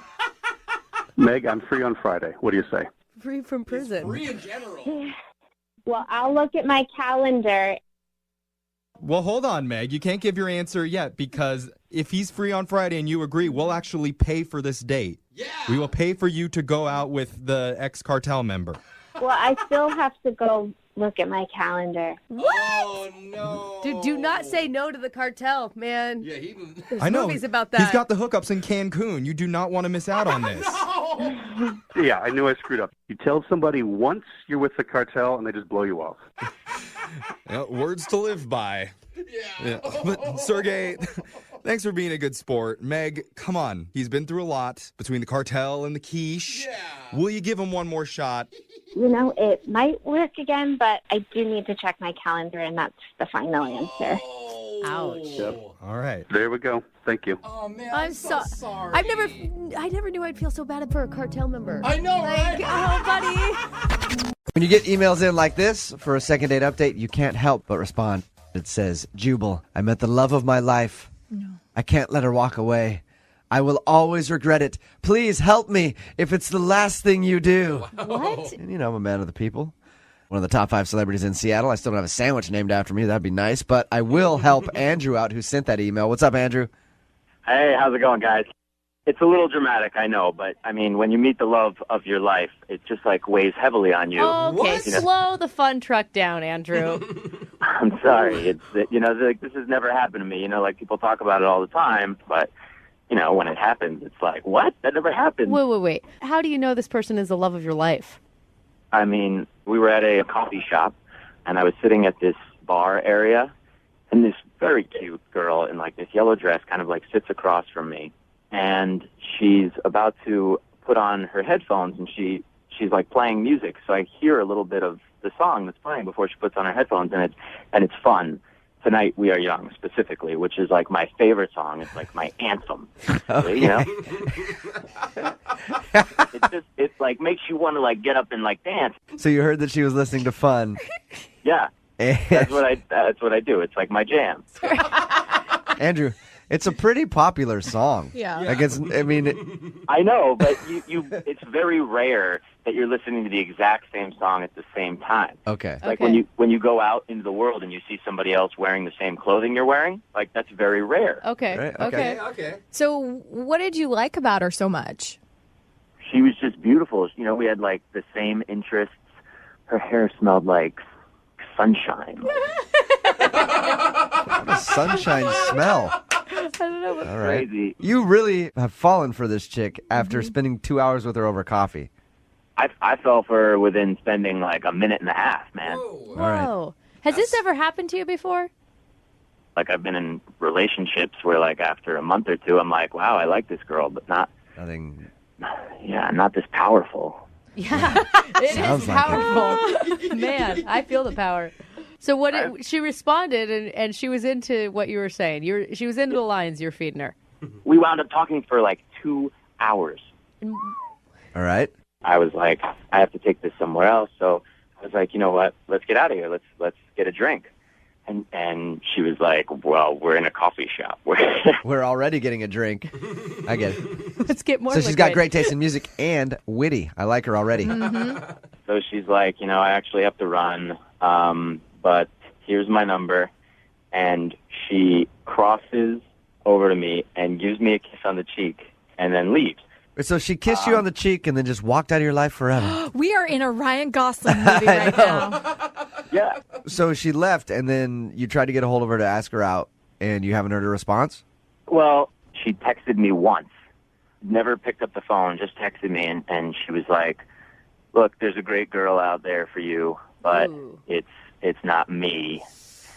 So you know that she's not into you then by that text, and you still want to call her? What's the problem? I mean, who talks to somebody for 2 hours, I really believe that we have a future together, Like, I see it in my head. Andrew, did you tell her any of this? I think that most women say that romance is dead, and I think that a woman now wants to hear, like, look, I like you. So did you say that to her? I mean, I said I like you. I did not say I love you. All right. Okay, good. You're a little concerned. Your lips may have said I like you, but your eyes said marriage and babies, and maybe that's what scared her a little bit.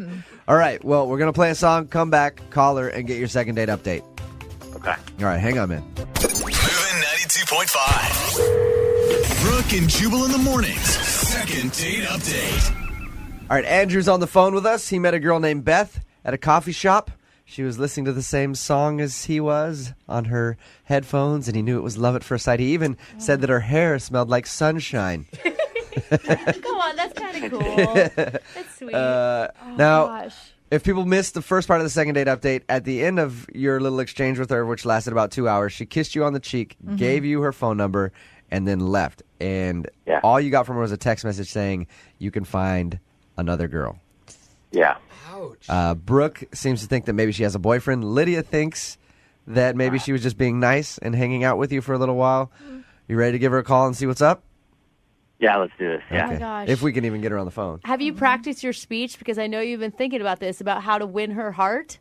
No, you just speak from the heart. Okay, because I love love. I'm just a little concerned there's more like spontaneous combustion instead of like a long glowing flame. I will give you a tip, Andrew. If you're going to say your hair smells like something, make it something that actually has a scent. Oh, I think sunshine Like smells sunshine. like Never something. smelled sunshine then. Yeah. Okay. Never been like, that smells like sunray. Yeah. Never said that. I didn't know sunshine had a Beautiful smell, day. but apparently I'm the one that's weird here. Duh. All right. We're going to call her right now. I'll let you know when to talk to her once I get the answer out of her, okay? Okay, thank you. All right, hang on.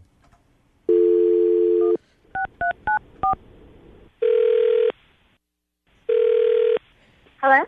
Hi, can I speak to Beth, please? This is. Hi, Beth. This is Jubal from Brooke and Jubal in the morning on Moving 92.5. How are you? Okay. How are you? Better now that I'm talking to you. Okay. I wanted to call you to talk to you about somebody who you went on a date with recently. Okay. You went out with, well, I guess you didn't really go out with a guy named Andrew. You met a guy named Andrew at a coffee shop. You were listening to the same music. You ended up talking for a little while. Oh. You remember that? Okay. Andrew is a friend of the show, and he liked you a lot. He got your text message that said that he should find another girl, or there was another girl out there for him or something like that. But he's very interested in going out with you again. Is there a particular reason that you don't want to see Andrew? I mean, I kind of just said what I wanted to say in that text message, actually. Okay, but usually those things are kind of loaded. Like, there's a reason. He said that when you left after you met him, you kissed him on the cheek and gave him your phone number. To me, as a guy, I'd be like, oh, yeah, this girl wants to go out again. To be honest, like, I really liked hanging out with him, but I'm moving. You're leaving? Yeah, I'm actually moving to Australia in about 2 weeks. Oh, Wow. Cool. yeah, sweet. Can we go? Good for you. That's awesome. That you didn't tell him that in your 2-hour conversation?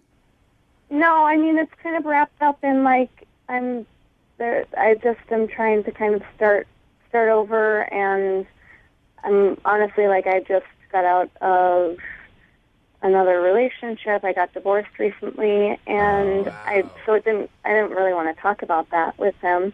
Are you, like, embarrassed to tell him that you're moving, or what? How are you feeling about that? I don't want to come off, like, egotistical, but, like, I could kind of tell how he felt about me, and I really liked hanging out with him, but I could tell, like, if I hung out with him more or, like, went on another date with him, it would be even worse for him when I did leave. But, Hey, Beth? yeah? At this point, I should tell you that Andrew is actually on the other line and heard everything that you just said. What? Say hi, Andrew. This is embarrassing.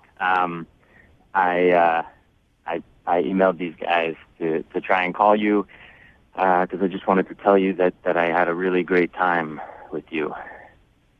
Okay. Yeah, I mean, that's flattering that you would, like, go to the trouble of doing that. I didn't know about Australia. I really think that if I let you leave, that I'll be losing somebody who I could possibly see myself spending my future with. Oh. Whoa. I mean, I don't know really what to say to that. Like, I'm not gonna, I can't stay. I'm, like, going. It's not. Of course. Like, it's already all kind of planned out. I'm not gonna stay in Seattle. Of course. No, of course. But I mean, you have 2 weeks. That's practically a lifetime. I think it would end up being harder if we saw each other again. And if it was harder, wouldn't that be a good thing? If it was harder to leave? Wow. Beth, No, I don't think. No, I mean, I don't want it to be. Also for you. I think I know the real issue here, Beth. Oh. Wisdom from Jubal Yep. Flag. You're moving to Australia in 2 weeks, and all you can think about is accents. Hot, And hot dudes with accents. We get it. Come on. Congrats. I can provide action as well. Yeah, that's right, Andrew. Wait, Beth, sometimes the timing is not right, but you have to make the time. wait, Andrew, can we hear you do an Australian accent? Good day, mate. Yeah, he's pretty There you good, go. huh? I don't know about sexy, but it was there. Now try asking her out in your accent. You want to go for a spin on the dance floor? Oh, good. he's awesome at it. Nice. Want to take a spin in the bed? That's too much. I want to hear you. I mean, it makes it tempting, but Beth, I have a feeling if you don't say yes to him, he will follow you to Australia. Yeah, seriously. And just show up one day. I'm not throwing myself at you. I totally understand that I come on strong and that I feel like I became a better person when I met you. Like, I just was happy. Just one date. We will pay for it if you'll go out with Andrew again, Beth.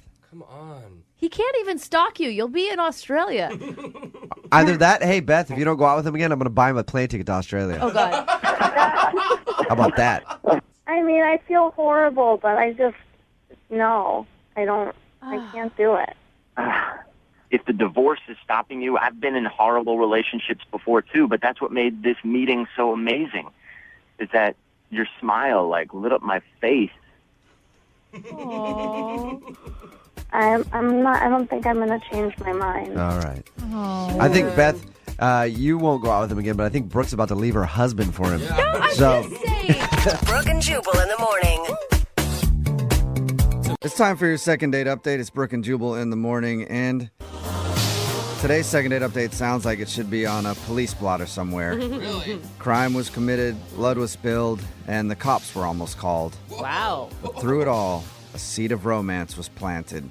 Could it be the start of an incredible love story or the start of an incredible murder investigation? I guess you'll find out in your second date update right now. Moving 92.5.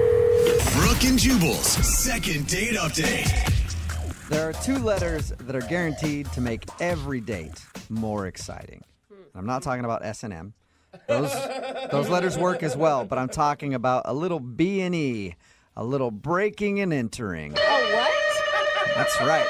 What? That is the way to spice up any date. And that's what happened to Maria on her first date, and that's why she thinks she might not be getting a call back today because she broke into a house on her first date. What's up, Maria? Hello. How are you? Are you a criminal right now? No, it's not what you think. It was my own house. Oh, that's what criminals always say. Yep. You just stopped at a house. You're like, oh, I promise that's my stuff. I got to get my TV out of there real quick. But your email said that you think you might not be getting a call back because you had to break into your own house? Yeah, I mean, it was a whole thing. Do you want to know what happened? Yeah. First off, tell me about the guy. How'd you meet him? Well, I met him on Bumble. Oh, yeah. I've heard good things about Bumble. I have a couple of girlfriends using it. Yeah, it's nice because the girls have to start the conversation first. Mm-hmm. And you only have 24 hours to do it, so it's kind of like all or nothing, you know? It's like Tinder, but you don't have a bunch of pervy dudes hitting you up nonstop, right? Exactly. Yeah, you kind of eliminate the pervy dude situation. And he seemed pretty cool, and we ended up actually talking on the phone, which people don't do anymore. Right. And he seemed really smart, and he had a really cute laugh. And so he asked me if I'd like to go out to dinner, and you said, were like, hell no, let's break into a house. That sounds way more fun. yeah, I actually offered that, but he was like, nah, I'd rather not. Yeah. So you guys agreed to go out to dinner. How'd that go? Well, he came to my house to pick me up, Mm-hmm. and I got out to the car, and I realized that I didn't have my keys. Oh, no. That's a worse yeah, feeling. so this is where the breaking and entering comes in. Is your house easy to break into? Oh, no, of course not. So I walked up hoping that the door would be open still, but I'd locked the handle. Mm-hmm. And we tried all the windows, tried all the doors, and we ended up having to break one of the windows to get in. Oh. How long did this take you? It was a little over an hour. Oh, jeez. That's a great start to your date. Why did you have to do it right then? Why didn't you say, like, hey, I'll call a locksmith, let's go out, have our dinner, and then when we get back, maybe we can schedule a locksmith to meet us? Well, yeah, when you say it that way, it sounds really smart, but for some reason that's just not what we did. It's just one of those moments you're like, screw it, we got to get in there right now. Break a window. Right, yeah. Did you break the window or did he break the window? He broke the window. Like a gentleman does. Right. He found a rock and chucked it at the window and broke it. Oh, my gosh. So did you end up getting into the house after the broken window? Please tell me you did. Yes. Thankfully, my cat was okay. She wasn't anywhere near the window. And then, it was really dangerous, but he climbed in the window then. Oh, man. Yeah. Really sweet and nice of him to do. Mm-hmm. Here's the best part, though, guys. He got in, and he unlocked the door, and I got in, and then I spent 15 minutes searching the house, only to realize that my keys were in my purse the whole time. Are you serious? That sucks. You didn't dump your purse out before you spent over an hour trying to break into your own house? I mean, I swear I looked in there 2 or 3 times, and they were not there. What was his reaction to that? I mean, I just kind of tried to play it off. It was funny, right? That's funny. I would have had a laugh at it. I mean, I could see it being a funny situation, especially on a first date. Right. I mean, that's one of those things that you're like, when we're married, we're going to look back at this and be like, oh, gosh, remember when Maria left her keys in the house? You didn't say that to him, did you? No, I didn't. Okay. I just said, oh, gosh, sorry. Yeah, it'll be cool. Because I was going to say, if you drop the married thing on him, that might be the reason he's not getting back to you. No, I swear I didn't use the word marriage. Okay. So were you able to salvage the day at all? Well, at that point, we'd spent pretty much our entire date trying to break into my house. and he'd cut himself a little bit on the window. Of course. Not bad. Like, he didn't need stitches or anything. Oh, my but gosh. we just kind of decided to call it, and we said that we would meet up sometime next week for a real date. So he was bleeding after spending an hour outside your home. Yeah, kind of waste your appetite, I think. Did you guys ever meet up? No. Really? That was the last you saw of him? Yeah. So I texted him a couple times, and one time he didn't respond, and then another time he was like, yeah, we'll catch up sometime. I'm just really bogged down with everything at work right now. But Do you really think that he wouldn't be calling you back just because you guys had to break into your house and you forgot your keys? I don't know. I mean, it seemed like we had fun with it, and we made light of the situation, and I totally assumed that he would hang out with me again. And so I'm just having a hard time understanding if that's really what it was or if there's something else. All right. Well, we'll play a song, come back, call him, and get your second date update, okay? Thank you. You're welcome. Hang on. Moving 92.5. Brooke and Jubal in the mornings. Second date update. If you're just tuning in for today's second date update, Maria is on the phone with us. She had a very interesting first date with a guy named Aaron. They spent the whole date breaking into her house. She thought that she forgot her keys when he came to pick her up. She searched everywhere. Ultimately, it ended with him breaking a window, crawling inside, cutting himself, and then opening up the door, only for her to find out that the keys were actually in her purse the whole time. Oopsies. That's the only reason you can think of, Maria. Nothing else on your date. No other reason why he wouldn't be calling you back. There was nothing else that happened that I have been able to think of. When he left, he said, I want to reschedule this. Yeah, I mean, I said, let's hang out again, and he said, okay, great. Oh, that's... Yeah, so it seems like he wanted to see you again. Well, he did cut his hand on your window. Maybe he got an infection and is no longer with us. Oh, no. Could have happened. God, I hope not. Well, we'll find out right now. I'm going to dial his phone number, okay? Okay. All right, here we go.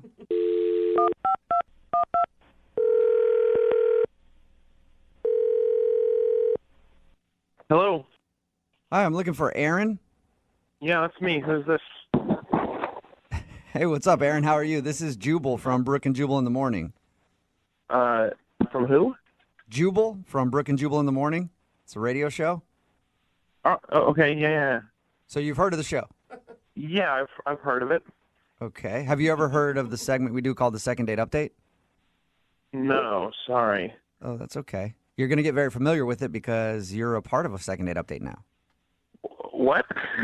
It's a segment we do on our show where if you go out on a date with somebody and then end up not calling them back afterwards, they email us to see if we can get you on the phone and ask what went wrong. So a girl named Maria emailed us about you. Oh, okay. Oh, that's the excited voice, right? Yeah. She told us a little bit about your date. Didn't sound like much of a date, just breaking into her house basically when you came to pick her up. Oh my God. Yeah, that did happen. But she also said that you're not calling her back, and at the end of that experience, you guys had sort of made plans to go out again. Yeah. Yeah, it just doesn't seem like it's really a great fit. Like it seems like, I don't know, I don't want to be mean, but it just seems like it would be kind of hard to actually date her. Oh. Why is that? I don't know. It feels like we're on different levels, if that makes any sense. Is it because you had to break into her house because she forgot her keys that were actually in her purse? No, it's not that at all. That was actually pretty great. I don't get to break a lot of windows. That was really fun. Oh, so you did think that part, well, the only part really of your whole date, you had a good time with her. Yeah. If every girl wanted me to break into her house, I would totally be fine with that. That's a fun adventure. Yeah. Okay. Seems like an exciting time. I thought the blood would definitely be like, well, I cut myself and I'm leaving. Oh, it was super minor, and she had bandage. It was not a big deal. Okay. So then what's the reason that you're not calling her back? Why don't you feel like you're on the same level or whatever you said? Well, so while we were around, like, one of the sides of her house trying to find a window to get into, we were talking. We were trying to have, like, salvage a date out of this. Right. And this is the first time we've talked in person, so we were chatting, and you're having like first date get to know me conversation over trying to jimmy a window open to get into a house. Yeah, we're just making like small talk or whatever. So we're talking about TV shows that we're watching, and we both love Game of Thrones. Okay. Okay, a lot of people do. Which is my favorite show. I'm not going to spoil anything, but we were talking about it, and she said something that seemed kind of weird early on. She just said, it's weird that 1,000 years ago people had to worry about getting eaten by dragons. But she was joking, right? I mean, that was being That's silly. what I thought. So I laughed. I thought that was funny. And she heard me laughing, and she was like, what? Dragons are bad. Just like that. Just like that. Oh, my God. Okay, So still she thought funny, dragons were real. At this point, I don't know what she's thinking. Is this some sort of is she messing with me? Is this like some test? Like, will you break a window? Do you think that I think dragons are real? Like, it's all some elaborate first date test, And so I don't know. So I'm like, I'm sort of feeling it out, and I laugh, and I think we're having an okay time, Mm-hmm. and she keeps talking about like what this time period would have been like to live in, not this universe, this time period. She actually said Game of Thrones is my favorite period piece. So maybe she just used the wrong wording. Like, there's no way she actually thinks it's like a reenactment from real life. As far as I can tell, like she doesn't think like there were cameras there, obviously. Like she thinks it's like based on a true story, like that. No. But then she got into like how it's weird that wizards and witches just like aren't around as much anymore. Like they sort of disappeared. At any time did you explain to her that Game of Thrones is made up and it's not a documentary? Look, man, if she thinks that's true, then I don't want to break her heart. I don't want to crush her and tell her about some terrible world. And if she's messing with me, I don't want to admit that I'm fooled. There's no win situation. Yeah, I guess you're screwed. Hey, Aaron, I do want to let you know, though, that you might have crushed her. What do you mean? I mean that she's actually on the other line listening to this conversation. Probably And mine. she might have just found out that Game of Thrones is not real. Maria, are you still there? I'm not stupid. I know that Game of Thrones isn't real. It's not a documentary, but it's based on true events. I mean, I hope you're messing with me. I hope that this is just a really good joke. No, it's like the Renaissance, like that stuff. What? It's like that show Vikings, like what are you trying to say, that Vikings aren't real? Vikings are real. They existed. Dragons did not exist. Well, they don't exist anymore because humans killed them. What are you talking about, Maria? Are you guys screwing with me? Are you all in on this prank? No, we're not at all. I promise you, Maria wanted to call you to find out what went wrong on the date. I should have known with the window you guys were that somebody was setting me up. This whole thing. No, this is not a setup. I promise you. Maria, do you really think that dragons existed? They did. I read history books about them. Sci-fi and history books are not the same thing. That's what I'm not dumb, guys. Like, I know that the Game of Thrones story is dramatized, but like dragons actually existed in the Renaissance. You can read about it, and like witchcraft and wizardry was a thing. Well, that part's true. Sort of. I don't know which books you're reading, Maria, but I want to read them. It's in tons of books, and you can start by reading the Bible because it's got all of that. Wow. All right. I know that they exist, and I have proof. You don't even have to read the books. Like, I'll send you the Wikipedia link that I found, and you can read it yourself. So you're serious? You really believe this? 100%. I believe with all my heart that dragons used to exist, and I'm afraid that they'll come back. Oh my God, you guys! Science is not a belief system. It's the Bible. Read it. Are there dragons in the Bible? Well, Maria, what do you think about that being the reason that Aaron's not calling you back, because he disagrees with you on the whole dragons being real thing? I don't like the tone of this whole thing because it feels like everyone's making fun of me, but Aaron is the ignorant one. I'm not making fun of you, Maria. I haven't read what you've read. What are you And I'm not as educated as you on the subject, so I can't claim to know anything about dragons. No, Jubal Well, you should do that because it's an interesting subject. Okay, I will. At this point, I would like to ask Aaron, though, real quick. Aaron, would you like to go on a second date with Maria? We will pay for it. I mean, at this point, I don't know if she wants to go on a second date with me, but I'm kind of curious where this goes. Are you being serious? You hear that, Maria? You want to go out with her again? She's fun. Dude. You know what? Like, I'm up for it. You know, like, you only get one chance in life to have this kind of fun, right? Oh, my God. Maria, would you like to go out with Aaron again? Yeah. You guys can hash out the whole Game of Thrones thing in person. If Aaron is open to hearing me out and reading my books, then yes, I would consider going out with him again. Aaron, can you promise to go into this next date with Maria with an open mind about dragons? Absolutely. Oh, wonderful. Congratulations, Maria. You got your second date. I love you guys. Thank you so much. No, Maria, thank you. Thank you for today's phone call. That was awesome. Brooke and Jubal in the morning. A lot of people are texting in at 78592 saying that dragons do exist and we're all wrong. Oh, God. What is going on? My mind is starting to hurt. I don't know if I should be more scared that dragons might actually exist because they're scary, or I should be scared that people actually believe dragons exist. We're talking about today's second date update. If you missed it, Maria wanted to call Aaron. They spent their entire first date breaking into Maria's house because she thought that she forgot her keys.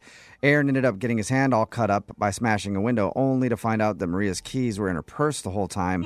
And when we got him on the phone, he said that while they were trying to get into her house, they were talking about Game of Thrones, and she legit believes that Game of Thrones is real and dragons were real.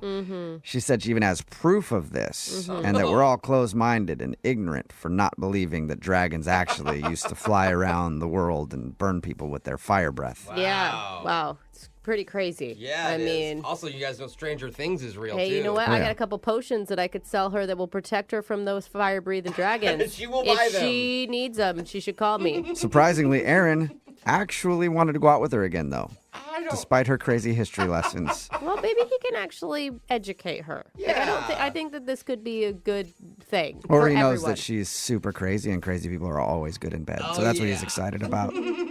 Remember, if you want to do a second date update, all you have to do is email the show, and we will call the person who didn't call you back. Brooke and Jubal's second date update. Today, a dude named Adam is on the phone for a second date update, and his email said it was one of the worst, but also one of the best dates of my life. Wow. How's that? So I'm really interested to hear what happened. Hey, Adam, what's up? How are you? Hey, guys. How's it going? I take it the good outweighs the bad since you're on the phone with us trying to get a second date update. Yeah, I don't know. It's like one of those dates that kind of like you didn't think would go too great, but then it just, you know. Didn't go great, but also went great. Yeah. We totally know what you're saying. No clue what you're talking about. Why don't you tell us? Okay. The girl you want to call today, what's her name? Marcy. Marcy. All right. And how did you meet Marcy? We met at a bakery. Well, that's kind of cute. Were you guys both buying bread at the same time and you reach for the same loaves and your hands touched? No, I had to put a little more effort into it, but I was just there, you know, getting coffee and stuff. But she was picking up a cake, and I thought she was kind of cute. So I sort of just struck up a conversation and was like, hey, is that cake for me? Because it's my birthday. Was it actually your birthday, or is that just a line? Oh, God, no. No, okay. Not even close. All right. Well, fabulous pickup line. It would have worked on me. It obviously worked on her. Yeah. So it was like one of my stronger pickup lines. So it sounds strong. Did you actually rip the cake from her hands and say it was your birthday? And Give it to me. She was like, well, it's my friend's birthday, so she'd be kind of mad if I gave away a piece of her cake. So I was like, well, really, I just wanted your number. Oh, okay. Look at that smooth man. Yeah. And so she was happy to oblige that. That's awesome. So what'd you guys do when you actually went out? We just went out to a bar to, you know, have some drinks and kind of talk and stuff. What was your mood going into it? Oh, it was great. Like, we were super friendly. That was the bad part? You're like, oh, I didn't want to be there at all. Yeah. Well, the bad part was probably like 20, 30 minutes into it. We're really like vibing, and I keep getting a couple calls from my mom, which is not like really normal. She doesn't usually call a bunch of times. Right. So then you automatically think it's an emergency. I would. Oh, yeah, absolutely. And it was. I mean, my grandfather had died. Oh, buddy. That's not the kind of news you want to get in the middle of a date. I mean, I guess it depends on your relationship with your grandfather, but Oh, my gosh. I would think it would be a bad thing. He's like, yay! Yeah, he's like, that guy was an a-hole. Either That's that- fabulous. So I'm guessing you didn't like the news. No, news wasn't great, and needless to say, kind of threw me off my game. Oh, yeah. I mean, actually, at one point, like I was crying, Yeah. and so she offered to stay with me for a little while, and then actually came back to my place. That's a great way to get some pity sex. Grandpa's like, Great way, yeah. wingman from the skies. Yep, exactly. Heaven's got a wingman, and his name is Grandpa now. Actually, we ended up having a little makeout session by the end of the night. I think it was unrelated. I hope it was unrelated. Yeah, hopefully the death of your grandpa didn't turn her on. Yeah. So you guys actually went back to your place and made out? Yeah, so we went back to my place and did all that, and then after a while she was like, "Okay, well I gotta get going." It was getting pretty late. I can and see we why called it you a night. said that's like the worst date and the best date, because it sounds like a really lovely interaction with another person. Well, yeah, it was very personal, and I feel like we connected. But like, she's kind of been ghosting me a little since then. I try to text her, and it'll take like a while for a text back, like a few days, and it'll sort of just be like a one-word thing, or nothing at all. Okay, so you definitely think she's blowing you off? Yeah. Any reason that you can think of why? I guess I might be like an ugly crier. That's true. Like, Yeah, but does anyone ever think that they're a pretty crier unless you're like in a Hollywood movie? Like, it just doesn't happen in real life. I mean, like, my cry is like pretty ugly. It's all just snot.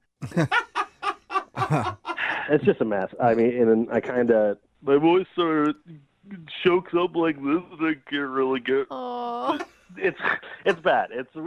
That was a weird way to describe your cry. All right, so you think maybe she was turned off by your ugly crying? It has to be. Otherwise, like, we really hit it off.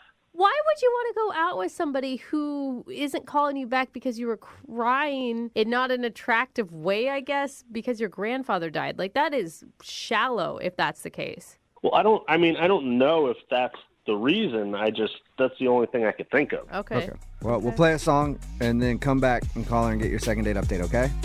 Okay, thanks. Moving 92.5. Brooke and Jubal in the mornings. Second date update. Nothing really out of the ordinary in today's second date update. I mean, we've all been on dates where somebody's died, right? Sometimes it's on the way home from the date, but whatever, it happens. And Adam is on the phone. That's the issue that he's kind of dealing with. He went out with a girl named Marcy. They had a good time, but in the middle of his date, he got a phone call that his grandpa had passed away. Obviously, he was sad about that. But Marcy ended up hanging out with him for a little while longer. They even went back to his place and made out. And now she's kind of blowing him off, and he doesn't know why. The only excuse he can think of is maybe he's an ugly crier. Adam, are you ready to call Marcy and see why she's not wanting to go out with you again? Yeah, I'm pretty anxious to find out. And I forgot to ask because, I mean, you're thinking like maybe it's the ugly crying thing, but you guys made out after that, right? Yeah. Yeah, and you didn't cry again after your makeout, or you did? No, not during either. Okay, yeah, I was going to say during would be even worse, I think. All right, well, I'm going to dial her phone number right now and see if we can figure it out. Here we go. Cool.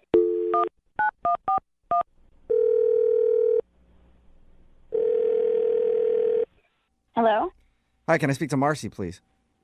this is she. Hey, Marcy, how are you? This is Jubal from the radio show Brooke and Jubal in the Morning. Okay. Okay. How did you get my number? I have everybody's number That's not on true. speed dial all the time. I got your number Okay, because... is this like a prank call or something?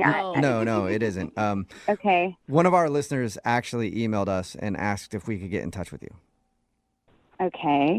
His name is Adam, and you guys went out on a date the other day. Oh, gosh. And we do a segment on our show that's called the Second Date Update. It's where if you go out on a date with somebody and then end up blowing them off after, they can email us to get you on the phone and ask why. So Adam emailed us, told us a little bit about your date, and also is confused why it seems like you don't want to go out with him again. Oh, my gosh. Are you serious? No, this is all joke. Prank call. No. I'm 100% serious. Oh, gosh. I mean, I don't know what to say. I feel bad.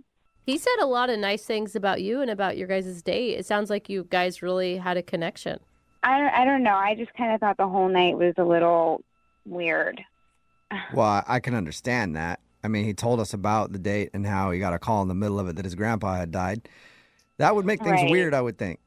Yeah, and I feel so bad. It did sort of put a damper on everything. Was that the part where things got a little weird? Was when he got upset and cried about his grandfather passing?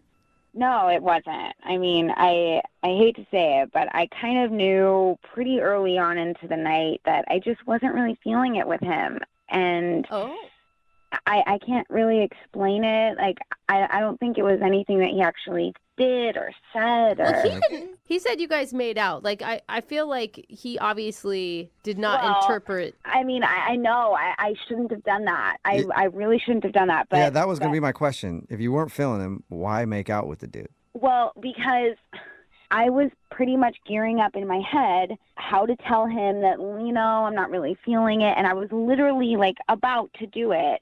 And then he gets this call, and he gets a call from his mom, and I'm just sort of sitting there, and I can really see that she's telling him really bad news. He starts crying, find out that his grandfather passed away.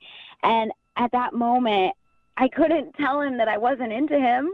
That would be a tough situation to be in, to be like, I'm going to tell this guy that I don't like him. Oh, now his grandpa just died. What do I do? I was literally about to tell him because I'm not that type of girl. I really am not that type of girl to try to lead someone on. And I really knew from the get-go I just wasn't feeling it. I was going to tell him. He gets this call, and all of a sudden, then I was just sort of like, oh, gosh, like I have to be nice. Well, yeah, have to be nice. Marcy, you do understand that being nice and then going back to somebody's place and making out with them are really two different things. I mean, I don't know your definition of nice, but I know, but like I didn't want to make his night any worse than what it was, so I just went with it, and I don't know. What didn't you like about him? I'm telling you, like I can't really explain it. I just wasn't feeling it. Yeah, I mean, we all go out with people where, for whatever reason, you just don't really like them. It's not that they're unattractive necessarily. They're just like, Yeah, I don't know. I think in the very beginning, it was just the conversation fell a little flat, and I didn't feel that spark. I didn't feel chemistry. Yeah, I mean, we get all that, but why make out with him? I can't even believe he told you about that. I mean, it's terrible of me, but it was sort of out of pity.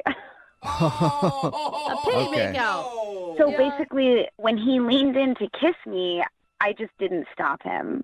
I would, like, it's easy to be judgy about that, but in the same vein, I feel like everyone in this room has made out with somebody that they weren't actually that into before.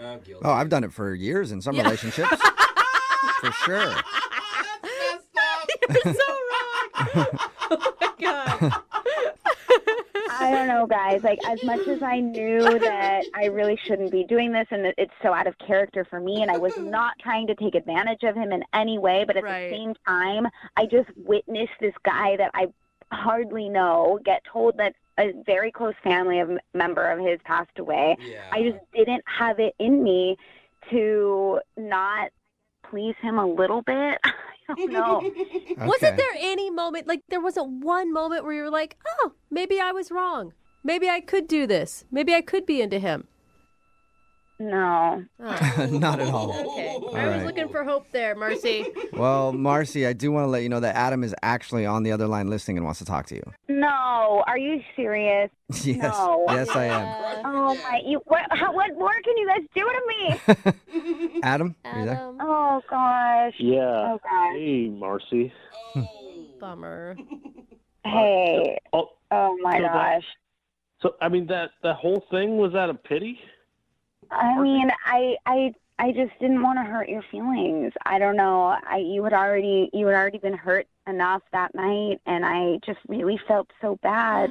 As hard as it was for you, it was hard for me too, because I was stuck in this like rock and a hard place, you know. I mean, like we got pizza together after, like that was just out of pity. Like, is a pity pizza? Good name for a restaurant. I mean, man, I don't really know what more I can say. But I mean, did you give me like clear signs that you weren't interested? It seemed like you made out with me because you Because of pity? I mean, pretty much. Yeah, I'm just being honest with you now. I feel like mean, that's worse. you called the radio It is station. worse. I don't know what more. It's worse. I just. I mean, you used a lot of tongue for a pity kiss, right? Oh gosh. Okay. Yeah, I mean, you know, Marcy, a pity kiss has a certain amount of tongue. Were you going overboard on the tongue with your pity kiss? Right. It was not a non-committal makeout session, you know? Like I said, I felt really bad. I really said it. I had to do something to like make your night a little bit better, and I don't know what else I can say. Wow. I mean, you are a very talented actress then, because you know, this performance and what you did the other night, like I can't tell what's real and what's not anymore, honestly.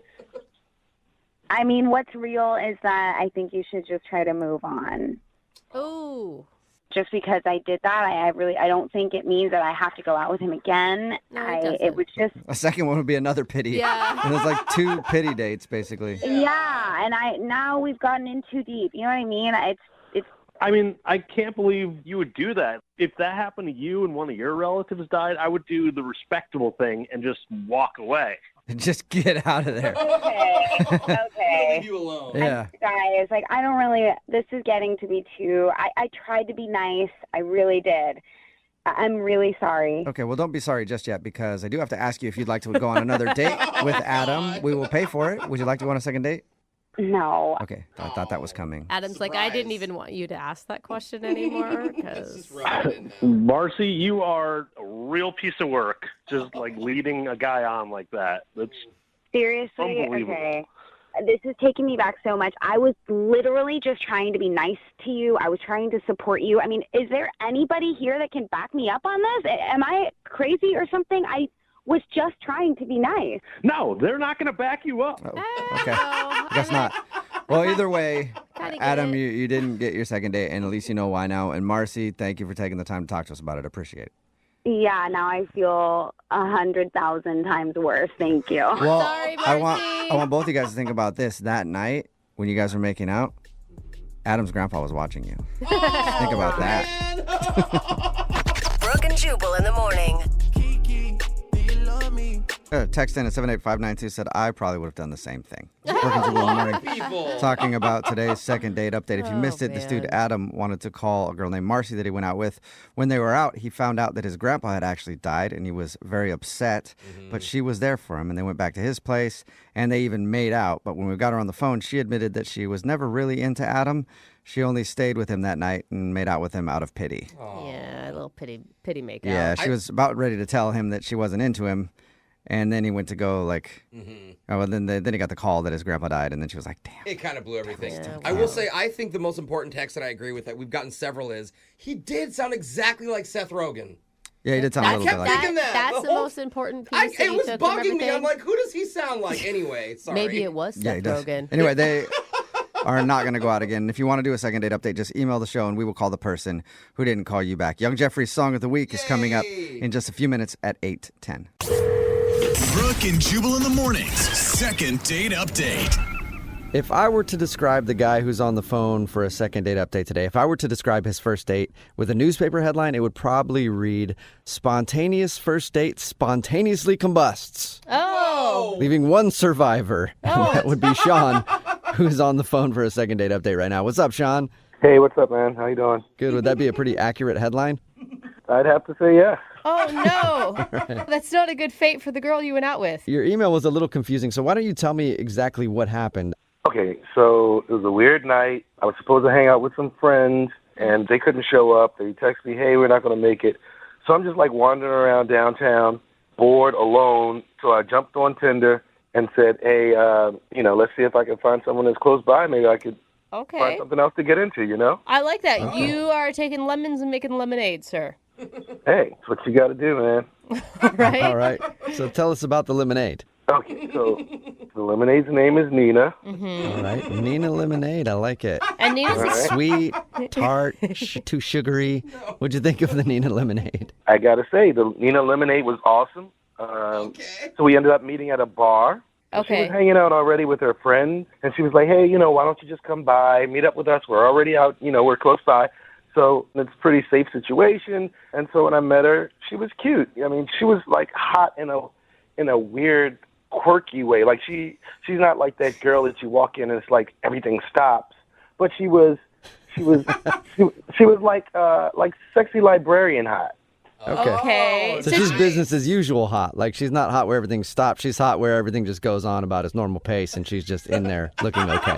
Like that. I did not follow that at all. What you guys just said She's about subtle hot. Or she's parking not- lot hot. I like to call that parking lot hot. Like you walk by her and you're like, you walk by her in the parking lot. You're like, all right, she was okay, and then you just continue on to your car. She was parking lot hot. Why are you in a parking lot? I'm so confused. She was beautiful, is what I hear. She was a step up from parking lot hot. She was that middle school teacher that if you see her at the bar, you'd still go for it. Okay, listen, no girl wants All right, to got be it. compared to a middle school teacher or something that you look at in a parking lot. No, but she's compared to a hot middle school teacher. Completely different. We're on the same page here, Sean. Oh my God. I'm so lost. How did the whole evening go, though, with her?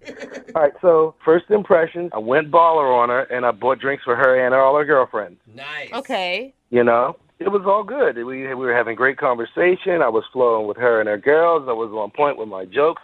And then, I thought I really must have been doing well because her girls branched off and gave me some alone time with her.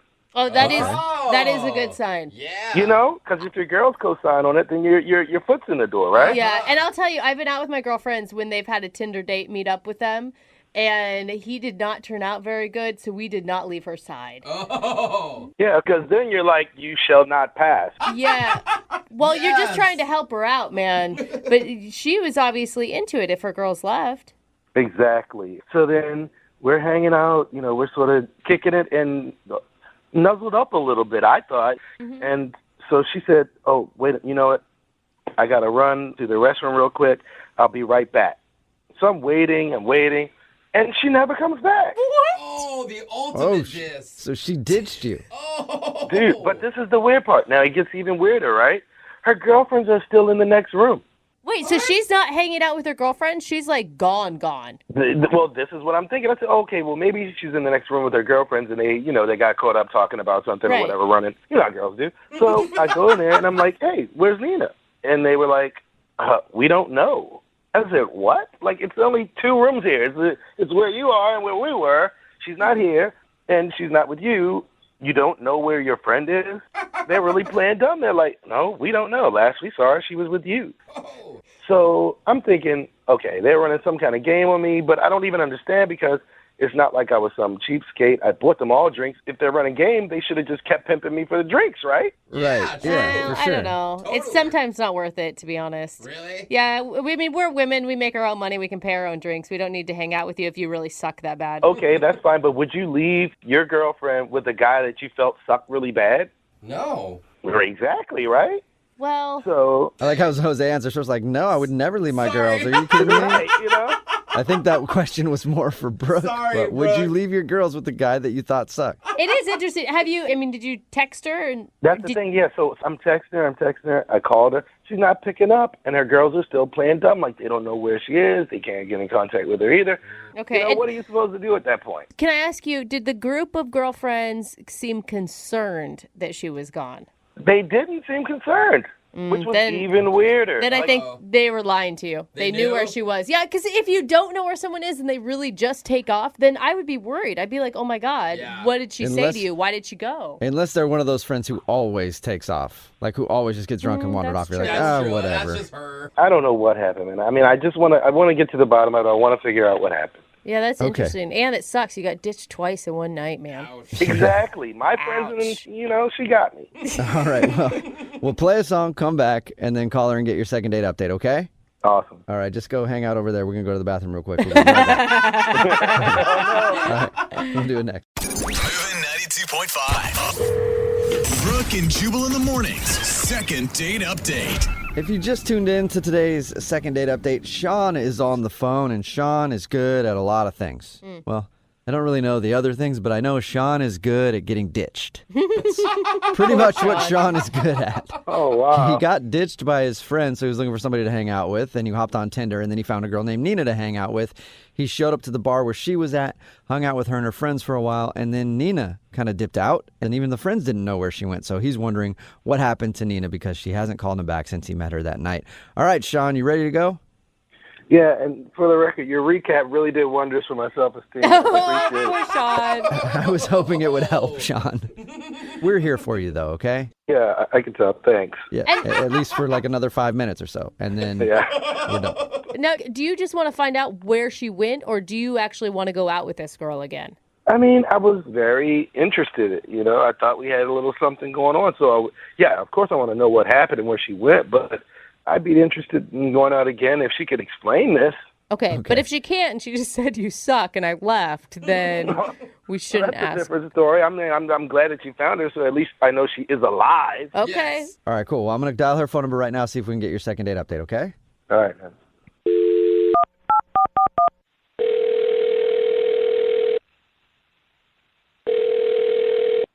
Hello. Hi, can I speak to Nina, please? This is Nina. Oh, good. You're safe. Nina, I've been worried about you. Okay, who is this? Oh, this is Jubal from Brooke and Jubal in the morning. This is Brooke. Hey, Nina. And Jose is the guy that you just heard laugh. Okay. Why am I talking to a bunch of people? Because we do a segment on our show called the Second Date Update. That's where if you go out on a date with somebody and then end up not calling them after, they email us to see if we can get you on the phone and find out what happened. And you recently met up with one of our listeners, but now you're not talking to him. Okay, this is weird. Yes. I know. I figured it would be. But his name is Sean. Oh, right. Yeah, he seems like a really cool guy. What? Wait, hold on, Nina. Why are you being so nonchalant about this whole thing? Because he said that you ditched him. I ditched him? Yeah, that's what he says. He said you went to the bathroom and, didn't come back, ditched him. Oh my God. I guess I did. Oh God. I'm so confused. I can't believe I did that. That was so mean. Yeah. How are you not? I am so confused by you right now, Nina. Me too. Yeah, how did you I know. How'd you ditch him on accident? And then why haven't you responded to his phone calls or anything? To be honest, when I went to the bathroom, I I accidentally met up with my ex, and Okay. obviously we're no longer together, but we just have this chemistry, and whenever we see each other, we just hook up. We can't seem to keep our hands off each other, and I just, When you went to the bathroom, you ran into your ex and went home with him? Yeah, we just, but you know how it is when there's passion for someone. I honestly forgot about Sean, and I was just in the moment, and we took off, and I just ended up spending the rest of the night with him. I'm really sorry. I feel terrible. But how are you just now realizing that you ditched Sean in this whole thing? I know. It was we just had so much fun that night. I guess I just completely forgot about Sean. Okay. Why not call him back or text him back after he tried to get a hold of you? I felt a little weird afterward, I didn't want to tell him. I didn't want to lie to him. I just kind of figured it was a quick situation and he would go away. So I just kind of left it at that. I think that's pretty understandable. Yeah. What are you going to say? The only problem is, Nina, he hasn't gone away because he's actually on the other line listening to this conversation and wants to talk to you. Are you serious right now? Is this really real life? Are you serious? You had him waiting on the phone to talk to me this whole time? What's wrong with you guys? Oh, my God. I'm sorry, but yeah, he was waiting this whole time to talk to you, and now I guess he knows the truth. What kind of person does this? You actually forgot that we were in the middle of a date? How can you just forget that a human being even exists because you bump into some dude? Oh my God, Sean! First of all, I was drunk, and we I literally had just met you. What was it? 45 minutes. So after you're a nice guy, but so after you sobered up, You saw my text. You saw that you missed calls. No, nothing in you. There was no remorse. No, oh man, that's pretty messed up. Nothing. No. I mean, I feel bad about it, but I kind of figured it was such a quick hookup, and I thought I said goodbye to you before I left. So, I forgot. I was, like I said, I had a few drinks, so I wasn't thinking clearly. We're on a first date, Nina. I mean, and you just go hook up with your ex-boyfriend. You don't sound like you're all that broken up about it. I mean, I do feel bad about it, but come on, we met on Tinder, dude. I mean, it's not like you're going to propose to me or anything, so I didn't think it was a big deal. I mean, I guess maybe at some point I would have reached. I just really didn't put a lot of thought into it. At some point? What, were you going to wait till I had a birthday? I mean...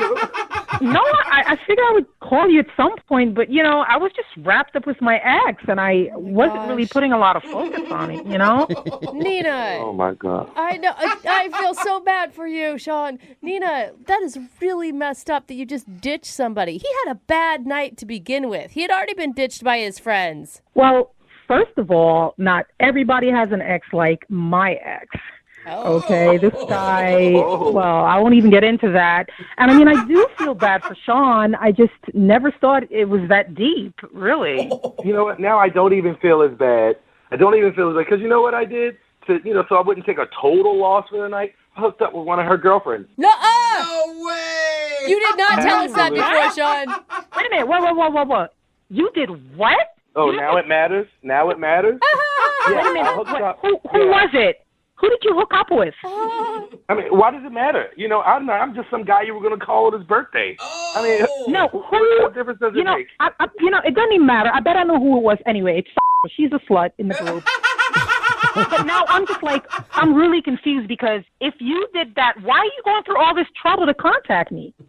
Why don't you just go with her? That's a good point. Why are you contacting me?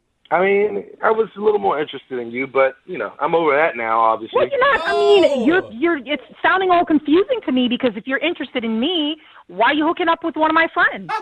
Oh, let me use that's not cool. Let me use your drunk excuse.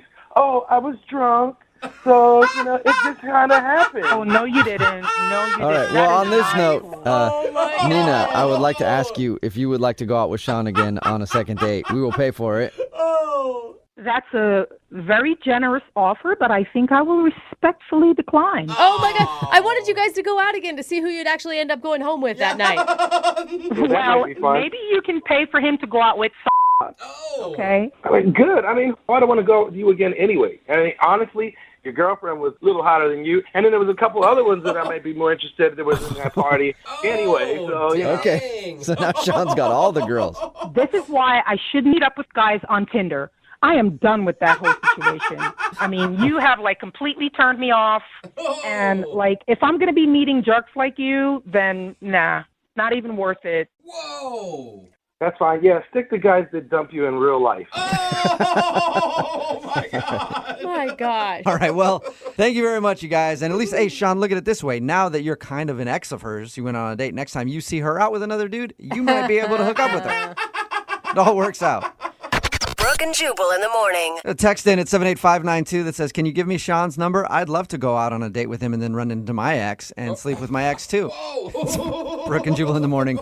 Talking about today's second date update. If you missed it, this dude Sean wanted to call a girl named Nina. They met while they were out at the bar. Actually, he got ditched by his friends, and then he found her on Tinder, and he met up with her, and then she ditched him as well. So he couldn't figure out what happened. We got her on the phone, and she actually sort of forgot about Sean when they were hanging out because she ran into her ex, and her ex apparently is one of those people that no matter what, you can't get enough of. So she left the bar with her ex and just forgot that she was hanging out with Sean and then didn't want to call him back because she's like, whatever, we hung out for a couple hours. I don't need to get back to him. And yeah, she told Sean that she ditched him that night so she could go have fun with her ex. Oh, man. I think everyone understands that there's that one ex that you hook up with no matter what, but there's still some sort of niceties that you have to do in ending another date before you make that happen. Yeah, or at least say goodbye to the guy. Right. You know? Right. Be like, hey, it was really cool meeting up with you, but My ex is awesome in the Okay, bedroom. well, you can and leave that information out. I haven't tested you out yet, so you can Yeah. understand. I'm going to stick with the old reliable here on this one. I would hate to date you. She just didn't have any remorse, man. No, she didn't care at all. She Yeah. was intense. Well, apparently so was their lovemaking. Yeah, So well. that's why. Text in 78592. Do you have a relationship like that with your ex? I'm curious how many people out there would actually ditch somebody on a first date to hook up with their ex. And if you want to do a second date update, remember, all you have to do is email the show, and we will call the person who didn't call you back.